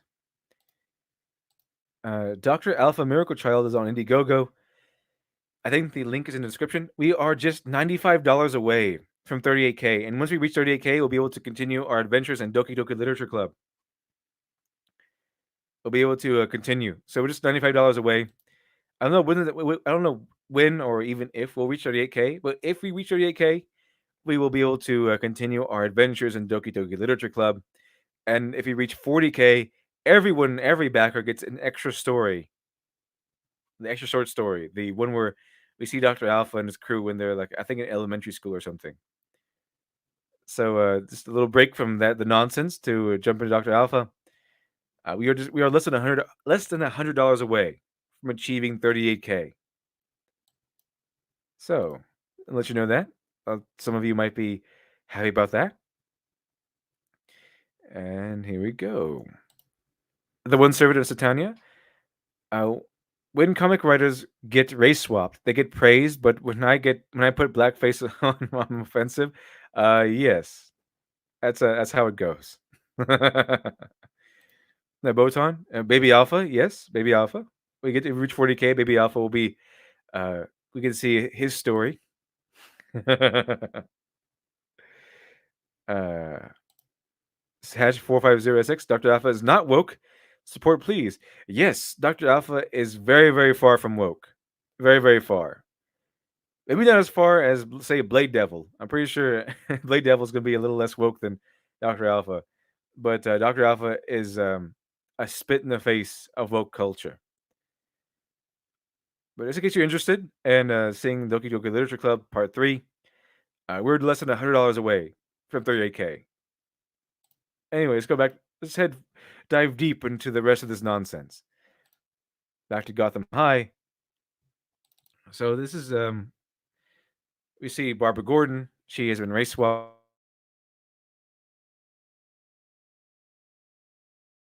and that's it. Apparently, she's friends with Selena Kyle, but just because she's friends with Selena Kyle doesn't mean she's important anyway. You'd think she would be helping with her plan, but she doesn't. She's just here for race swapping. That's it. She's just here for the race swapping. And so they see Bruce Wayne, which what kind of pants are these? Are these jeans with a universe star sort of design? What kind of jeans are these? And why is he wearing a shirt that's already came pre-dunked in food grease? What kind of style is this? Let's see here. And okay, so not only did they give Jack Napier this really metro haircut, not only did they make him a guy who vapes, they also make him a guy who would call Bruce Wayne B Dub. Who says that? Why would they make? Why are they so adamant about ruining Jack Napier? He's the Joker. This guy, I could never see this guy ever being the Joker under any circumstances. Let's see. This is terrible. This is terrible. Titanic Tuna, holding Doki Doki Literature Club hostage until we give money. Yet you claim to like waifus. Oh, waifus. Who's the best waifu? Gojira 387. B Dub. Yeah, apparently this is some sort of slang term. B Dub calls him B Dub. Let's see here. So that's hey B Dub, why don't you come here and join us? And then she goes, "Who's this?" And the principal's kid. And they pass the vape around, and they talk about the vape for a little bit. And he accuses Jack. Then we get back into the story. So he accuses Jack Napier of cheating at cards to rip off rich kids. And that's essentially it. That's basically it on that page. And he kind of questions him over what kind of people they target, that sort of thing. And it's a party every time, it's a party every night. It's okay, let's have a rematch. And hopefully Selena Kyle doesn't get involved because she'll take all your money because she always wins. Let's see here. B Dub. Let's see. So fast can Literature Devil be Liddy Dub? I'll go from Liddy D to Liddy Dub. I could see it. Oh, chat. Okay. Let me go ahead and it's starting to load again. So let me go ahead and refresh this.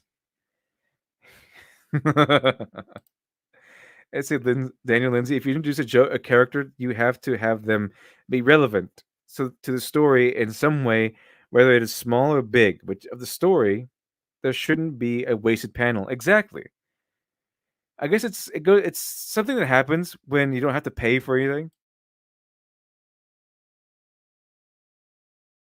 Like it's not the writer's story. Like it's not the writer's money going into this. It's DC's money that they're wasting. So when it's DC's money, not the writer's money that's going into this, suddenly you have entire pages about food and chips and sandwiches and stuff, and vaping.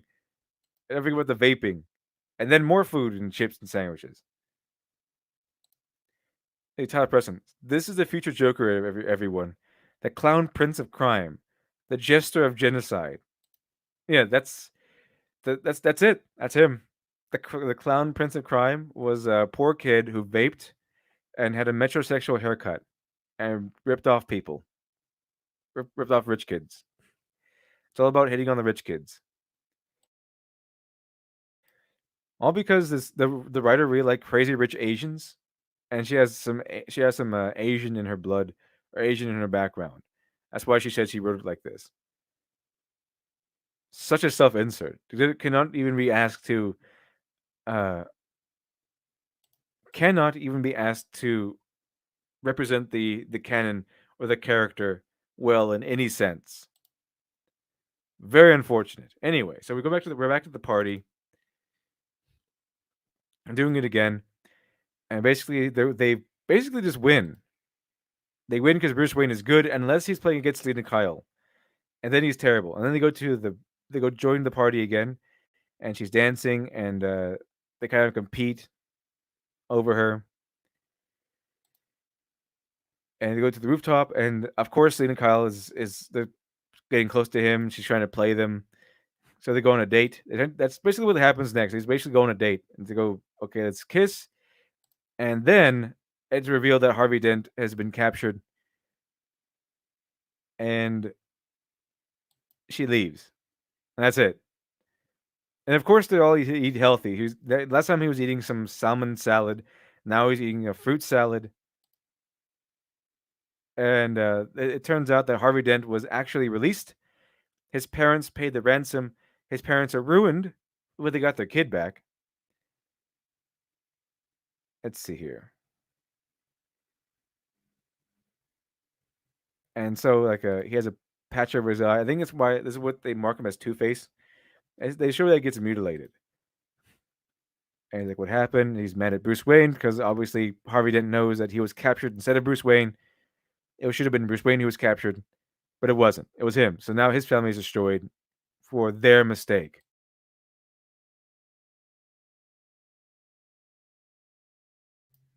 And keep on going. And so Bruce Wayne fires back. He actually gives him the jacket.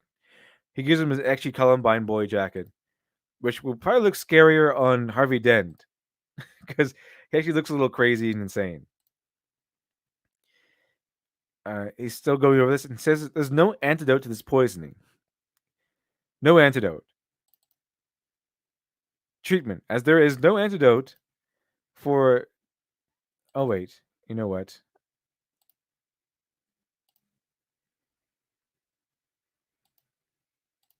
I forgot to share it. Okay, so yeah, he goes to eat a fruit salad, and they basically have a date. They have a date. It reveals that Harvey Dent was captured and that he's going to be released. And fruit salad, going to school. It gives him a jacket. It probably looks scary on Harvey Dent. And basically, because Harvey Dent learned that Bruce Wayne was the target, not him.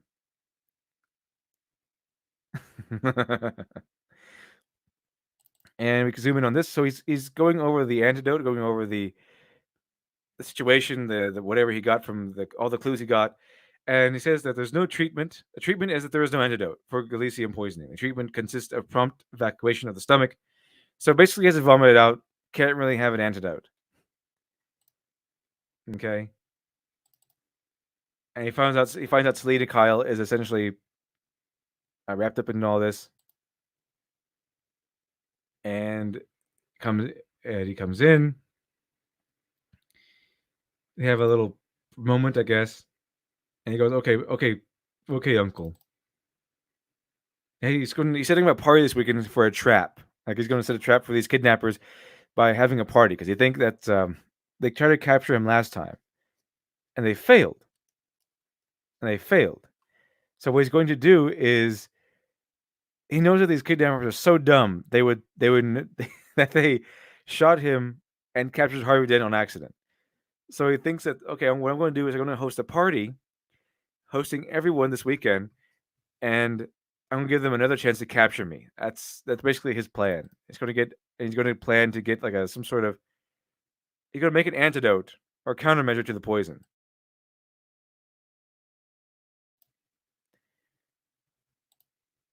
Let's see here.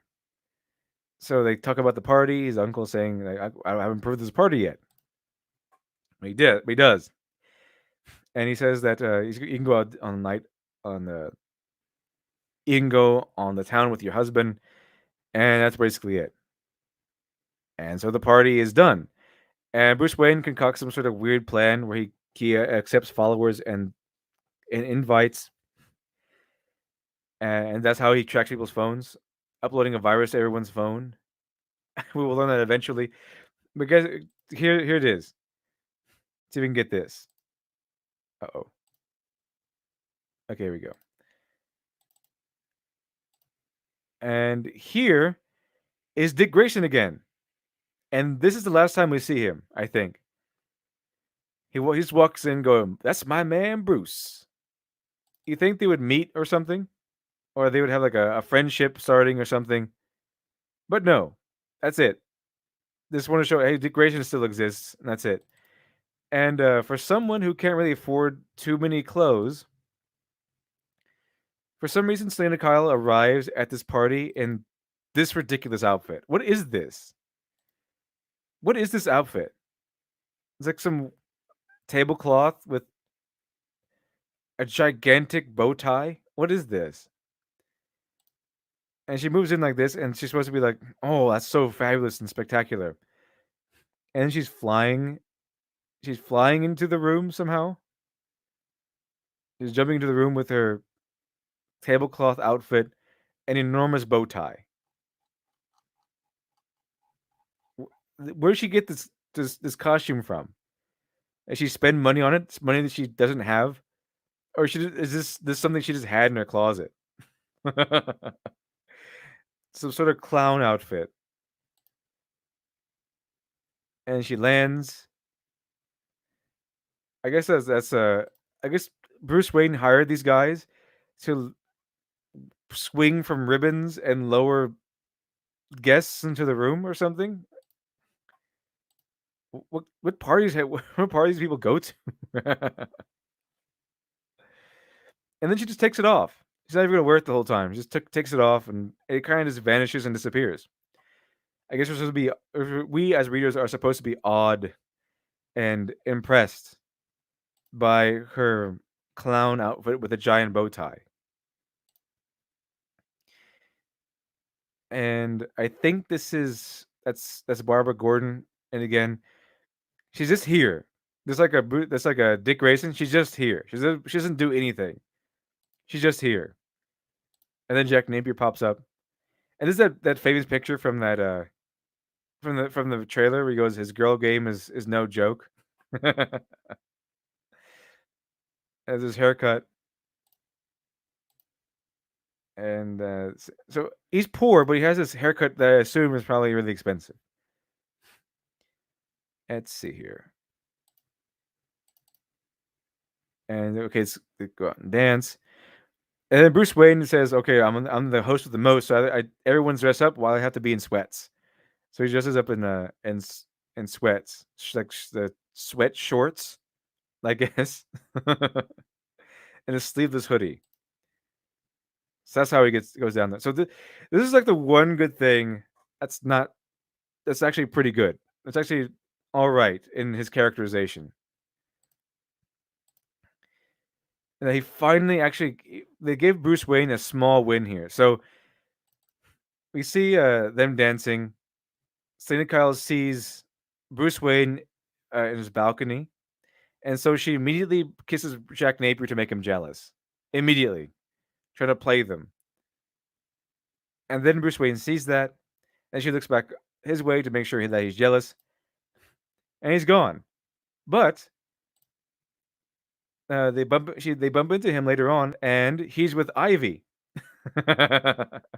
So she tried to she tried to do a power move on him, or I'm in charge here, Bruce. But he came in with Ivy. Like, oh hey, didn't see you there. Do you know Ivy?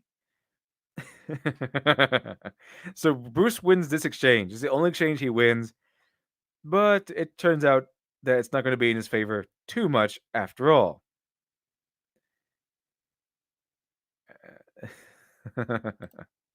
See, Daniel Lindsay.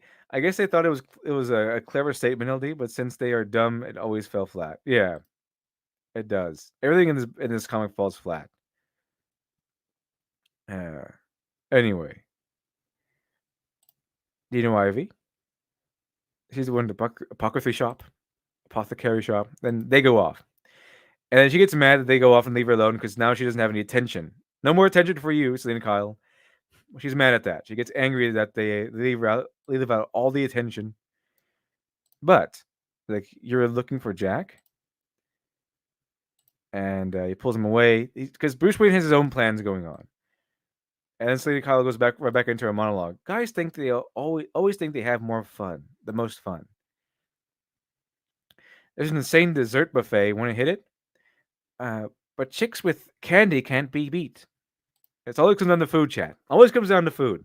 So they're going to be bonding over candy and desserts. My kind of party. Never let a guy get in the way of a good girl crush. And this comes in handy later on. It's actually foreshadowing. So they go with how fancy Bruce Wayne's party is.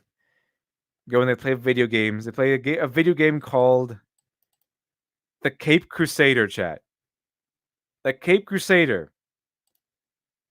The video game is called the Cape Crusader. So they play the video game. Bruce wins, obviously. It's like a villain versus a clown. That's, I guess in their terms, it's clever. But then he notices these guys looking at him funny. So Bruce Wayne says, "Okay, I got it. These are the guys that are coming after me." Okay. So he leaves. They start following him,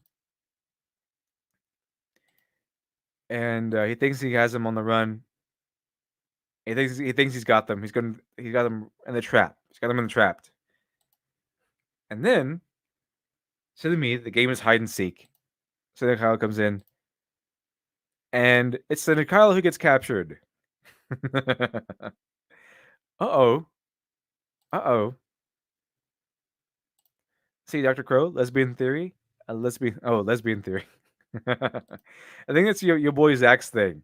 Your boy Zach, diversity in comics. He said that there's, for some reason, in modern comics, there's some sort of weird lesbian magnet that if you put two lesbians in the room, they are automatically in their relationship.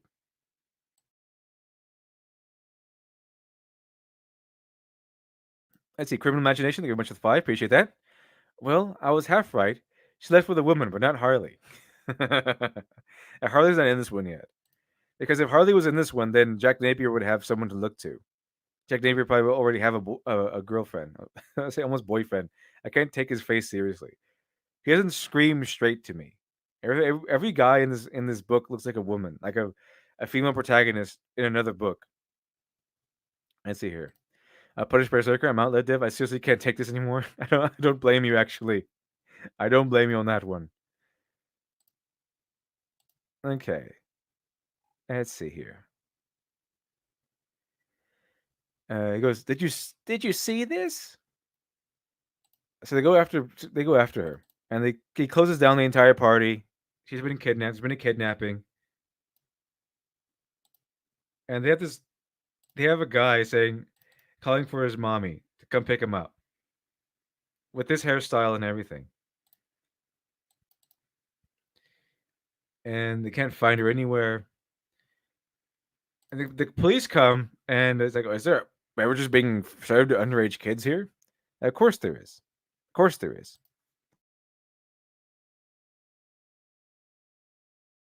And then Alfred comes in with his husband, and with his very handsome like English husband, because and this is where they establish that he's really gay, and this is where they establish why he's still Alfred Pennyworth instead of Alfred Dean.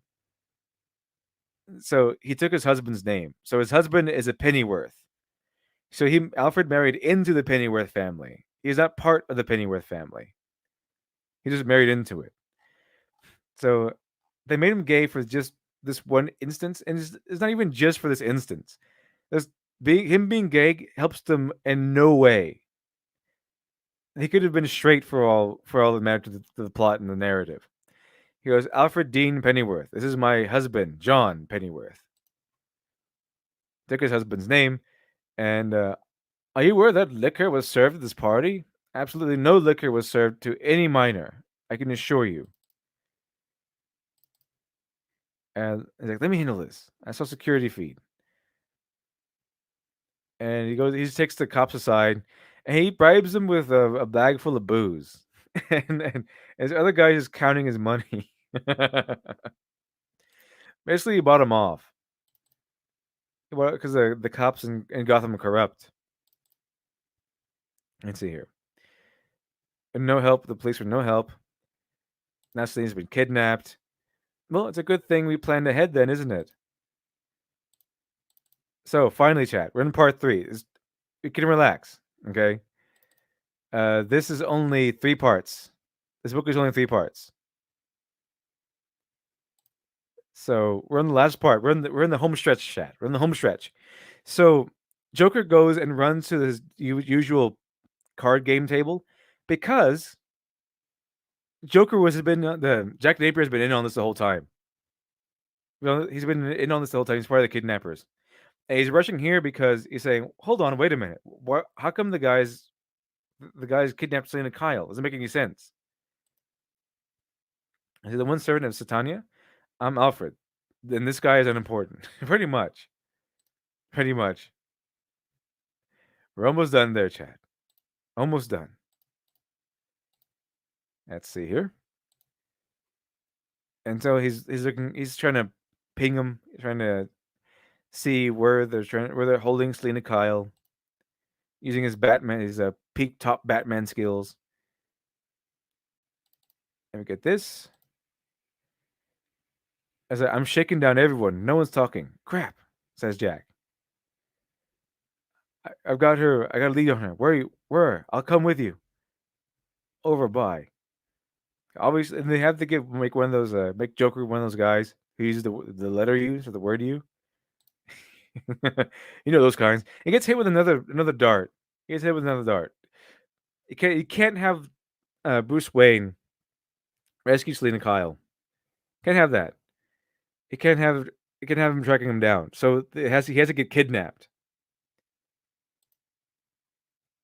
I said, Bruce, where are you?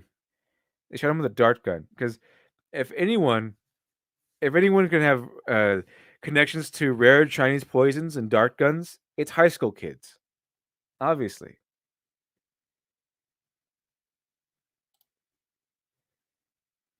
Capture him, bring him home. Looks like we got him good. Tie him up like her. Huh, no need. He's out cold. Got him. And they leave. There's Selena Kyle.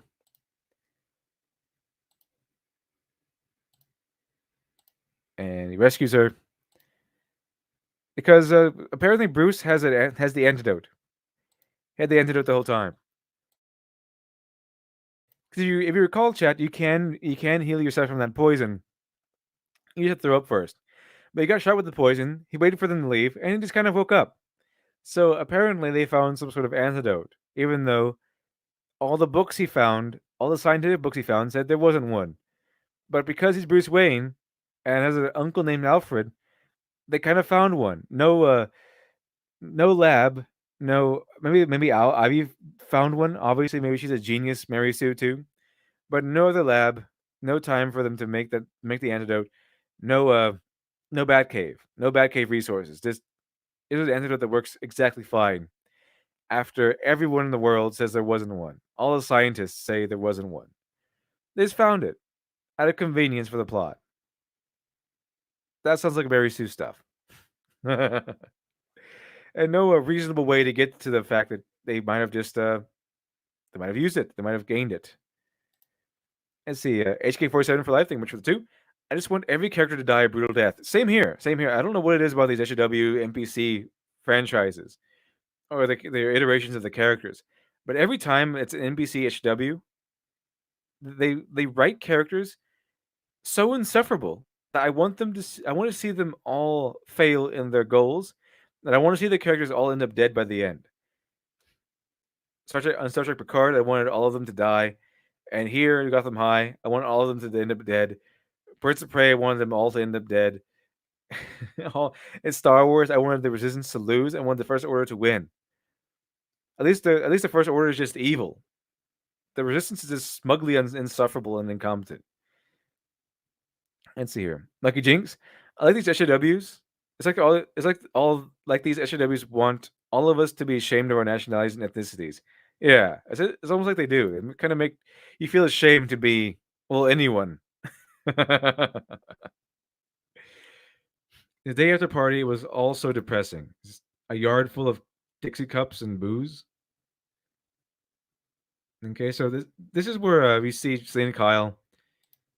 Uh, Basically, Selena Kyle is playing the weak girl, saying, "Oh, I'm gonna faint, and I couldn't do it without you. And you're my pillar." And she's manipulating Bruce Wayne, and so she drags him in there, and he says, "I remember you." She gets him to tell her he loves her. That's it, and they hook up. And Jack Napier is walking down the street. He has no idea, by the way. No one thought to tell him, "Hey, Selena Kyle is safe." He's just saying, "Hey, I can't find her anywhere." Police say they found Selena, but I don't know where she is. And he's looking at the window and he sees Bruce Wayne making out with some girl, and he doesn't know it's Selena Kyle. And so instead of getting angry and saying, "Hold on, Bruce Wayne, we're supposed to be looking for Selena Kyle," he goes, "Good for you, B Dub, get it." Why do people not act like people here?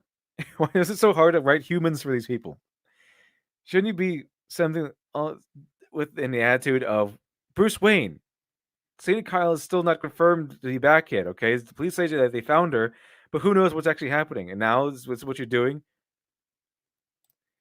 Zofast. Oh, here I thought part 3 would be all about getting Selena back. Nope, that would be interesting, but obviously that would mean she actually got kidnapped, and that would mean she's weak. Remember, chat. Women cannot be weak. Okay? Women cannot have flaws. They cannot be weak, and they can never lose. Let's see the dubious Nico. What does Bruce wear the bat suit? When does or fight crime or be Batman? Never. He never does. He's not even close to being charismatic or anything like that. He's just a chump. He's a chump in this one, chat.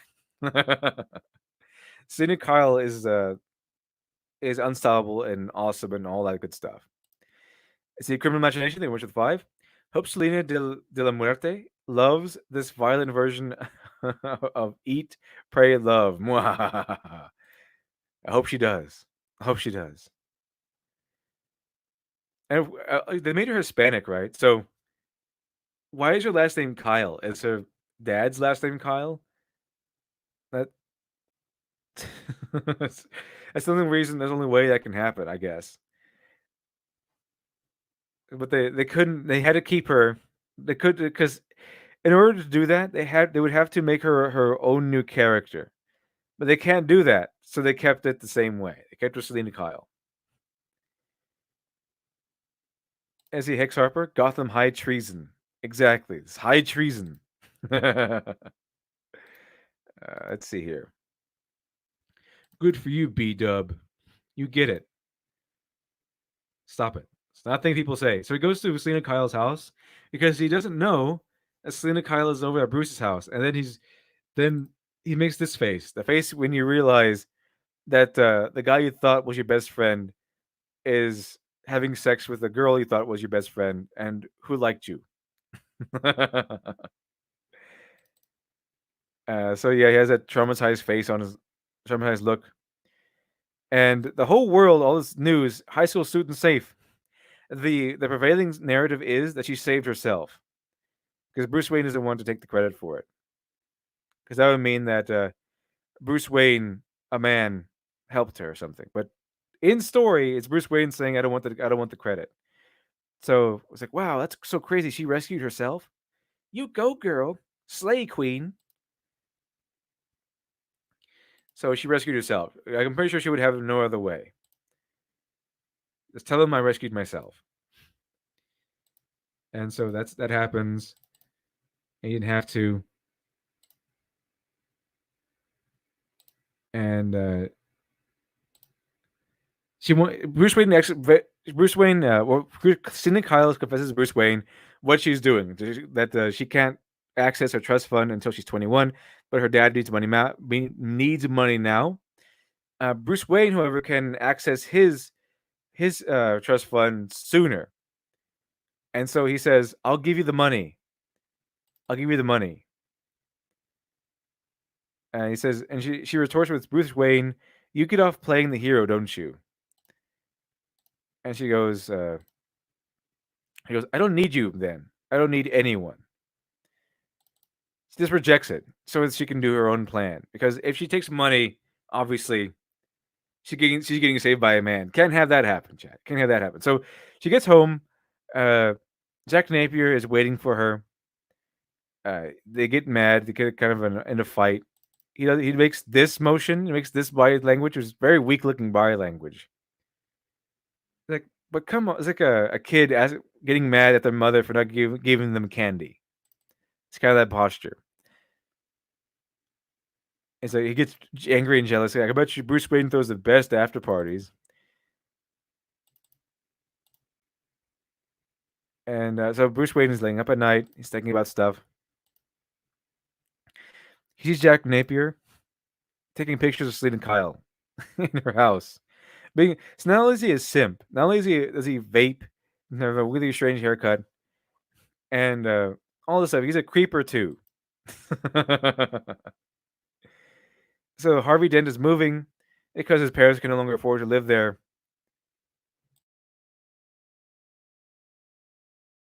Not going great, Chad. Not going great for him. So the reason why he had that patch on is because one of the kidnappers actually took a knife out and gave him a scar. It just mutilated his face. And so they have a flashback. So he thought it was a prank at first. And there's the Joker. There's Jack Napier. Jack Napier's part of it. And he thought it was a prank at first. And then this new guy comes in. In fact, let me see. I think the Joker cuts his face. Yeah, I think it's the Joker who might have cut his face. Shut up 3000. So it's Feminist Man? Pretty much. Pretty much. Here we go. So this new person comes in. So Joker slashes his face. New person comes in, says that's enough. But yeah, he was left with a scar. That's why he had a patch over his eye. So we see the leader. This is the leader of the pranksters, which is the group of people who are going around kidnapping people. The pranksters. And here we go. And he goes back. Goes back to Poison Ivy, or Ivy in this case. And great parties. Great parties. Here's everything you're looking for. Found the system. Jack Napier. So yes, someone named Jack Napier wasn't the creepy dude. So I guess he got that from them. So let's see here. By the way, that herb you're looking for, that last time, I found it in the system. What do you guys do at that Chinese school of yours anyway? Did you tell anyone? Yeah, someone named Jack Napier. What? So Jack Napier came by and she told him too. Creepy doesn't even begin to describe him. You can slide into home, but you still would still be called out. Okay, that's so. Selena Kyle. She didn't tell Bruce that Selena Kyle was also involved. She told Bruce that Jack Napier was involved, but not Selena Kyle. Selena Garcia Kyle, because of course she's Latino. She's Latina, so you have to throw in a few Garcias in there somewhere, obviously. There you go. And now it's Jack Napier's turn. So they confront again. He takes her to his house. He shows her his shrine. She loves it, and now they hook up. They now so she's had sex with both of them now in order to manipulate them. And she goes back over here, and then okay, she's not gonna have the money, but she has a plan. So Jack Napier and Bruce Wayne have a final confrontation with one another, and they kind of fight in the middle of the hallway. Principal Gordon sees them fighting, and then says, "Bruce Wayne, come over here. How's your case going?" They wanted to let you know that your findings for your security room were very helpful. The police interviewed Miss Kyle, so she saw these two guys fighting in the hallway and thought nothing of it. Like, could you quit your fighting for a second? I need to talk to you, Bruce. And that's where we are, Chad. A principal who does not care about students physically fighting in the hallway.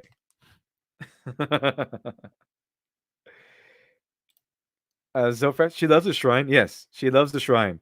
The shrine was so apparently such a turn on for her that she immediately wanted to have sex with the Joker. Immediately wanted to have sex with Jack Napier. Alex Halo, thanks very much for the 5. Appreciate that. And the anime index, Misaka gets mad because the main character Toma didn't take credit for saving the day, and then spin kicks a vending machine because he didn't take credit. The wonders of a story where you're not trying to push an agenda, and we have more spin kicks of vending machines. As a dubious Nico, if the blonde kid is supposed to be the Joker, I don't even want to know what they did to Harley Quinn. They probably race swapped her with something. I don't know. They race swapped everyone else. Might as well race swap Harley Quinn too. Let's see here. I want to let you know your findings were helpful. I know you're fighting. I just want to come in here and tell you how your findings were helpful. Because you're a detective boy. She denied any involvement and suggested that she was being framed, uh, cornering. So basically, she's telling them that they uncovered something called the pranksters. Jack Napier is a part of it. And then I had no idea he did that. I definitely will. Saying, please thank your uncle for me. So his uncle is providing extra security, the school, and this line is peculiar to me because it comes out of nowhere, but it really feeds into the whole narrative that we have going on. The whole uh, what we have, what we're guessing that the other crews didn't really like high school that much because she wasn't as popular. She wasn't as a big deal in high school as she wanted to be. So we have Bruce Wayne giving us this line, and it really feeds into this narrative. He says, "There's nothing enjoyable about high school." And I saw this line and I said, "Wow, hold on. This seems like the author speaking to us, not really so much Bruce Wayne speaking to us."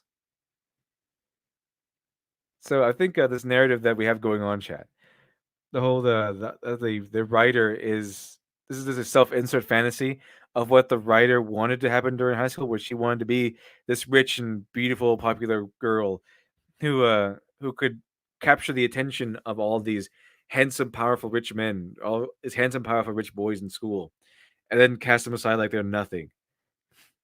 Oh, by the way, Chad, I wanted to show you something. See if I can get this going. Go back a few pages. I wanted to show you one thing here. Show you one thing here.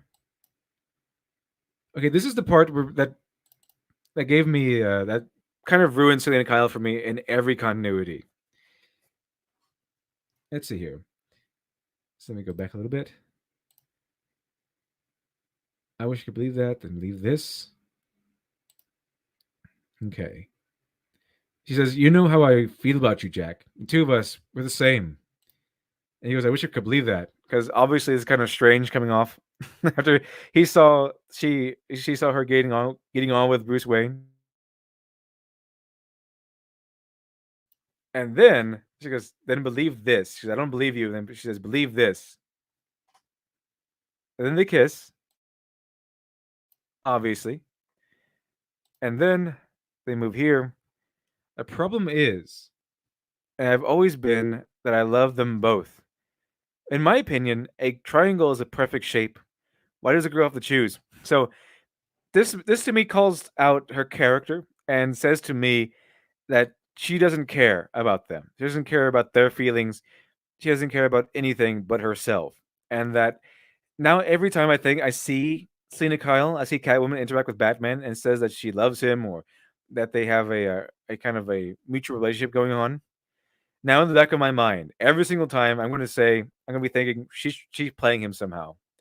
She's trying to manipulate him somehow because this character ruined the character of Selena Kyle and every continuity.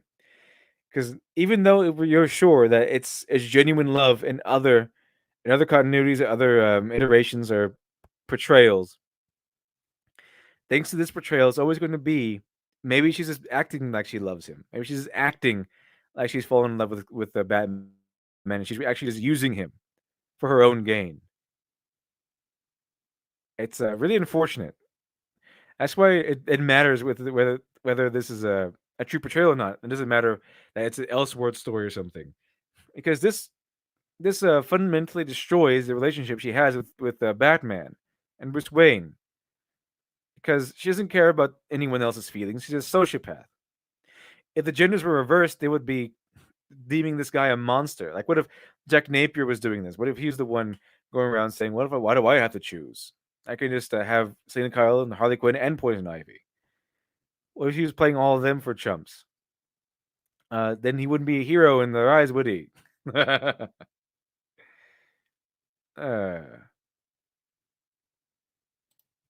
Azorfetz, excuse you, Selena. What about Ivy? I think she forgot all about Ivy. I guess she doesn't really care about Ivy's feelings either. Squares are the perfect shape. Let's see here. Hatch 450SX. That's how she feels about she feels about a real life husband. I mean, her husband. Are you trying to allude to the? Are you trying to imply that she has a husband and a boyfriend? Like that one. There was that one article that came out where this one guy was staying with his ex-wife and her boyfriend during the pandemic. Well, that must be pretty tough. Zero Dime. Well, we know that she doesn't love Bruce. She because she dumped him right after he legally rapes her. Legally rapes her. Okay, it be him being 1 month from. Oh, right. I thought you're talking about this continuity. Him being 1 month from 18 and she being 16. Being 16 is nothing going from. It come from that at all? No, no, it's fine. I guess he's still technically 17, I suppose. So, they. I guess that's what happened. But nothing ever comes out of that at all. Not even a little bit. Let's see here. So I just want to show you that. I just want to show you that one instance because that one instance where, to me, kind of ruins Selena Kyle as a character, at least a little bit. Definitely in this continuity, but a little bit in every other continuity you ever see her in. Let's see. Go back to where we were. We're getting close to the end, Chad. We're getting close to the end. And then we get the line, there's nothing cool about high school. So they go to a field trip, and they Jack Napier and Bruce Wayne kind of get into a fight over her again. Another fight over her. And she has to separate them. And they get blamed for getting heated, even though it's Lena's fault they're like this. So, but they still get blamed for it. Like, how dare you get mad that she's playing you? Can't you be more mature? And then we see that you know, Santa Kyle has not been seen since the field trip, and Jack Napier is the guy who goes to Bruce Wayne and wants to make up. He's the one who goes to Bruce Wayne and wants to do something noble. It should be Bruce Wayne going to Jack Napier and trying to make amends, but it's Jack Napier coming to Bruce Wayne to make amends.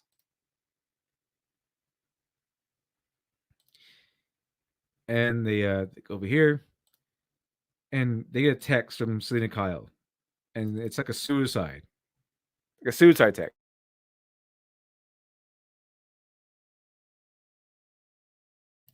And new story from at Selena Kyle, and it says, "Goodbye, world. It was real, and now it's over. Tomorrow I shall no longer be here." This is her plan. Is her plan, by the way. She brought him over there. I think someone saw Sherlock way too many times because this is how Sherlock ends, with the suicide of the quote unquote hero in order to save someone they love, but they fake their death. So no. Oh yeah, spoilers chat. She fakes her death. Obviously, she doesn't die. Goes up there, and it's that mysterious person in a mask from before, the one who stopped them from carving up Harvey Dent's face. And it's boom, it's Selena Kyle. Dun dun dun. I played you this whole time. You thought it was, but it was me all along. It was me, Austin. It was me, Bruce. And they go over this, goes over the plan. I was manipulating you both from the very beginning. It was all a prank at first, like taking money from rich babies. It's easy to cheat dumbasses, trust fund kids, trust fund kids. It always has been. Then you came home, the rich kid after all. I said the richest kid of them all. Bruce Wayne. He has so much money. He wouldn't even notice we took a hundreds of thousands over a semester. But you were good at the games, messed up all of our plans to bleed you bit by bit. Yeah, what a jerk. How dare you play the game well and not allow them to steal money from you? What a jerk you are, Bruce Wayne. So Bruce Wayne is no longer the hero. He's just a jerk who wouldn't let people steal his money. Because he's so rich. See, Harvey was a mistake somehow. They meant to take you, after all. What's a couple million of to Bruce Wayne? A couple of million? It's because you're rich doesn't mean you can't just feel the hit when you lose money. Like you orchestrated the whole thing.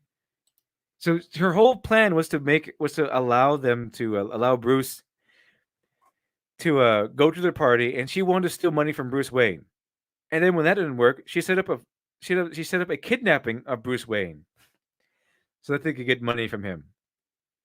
What a horrible person.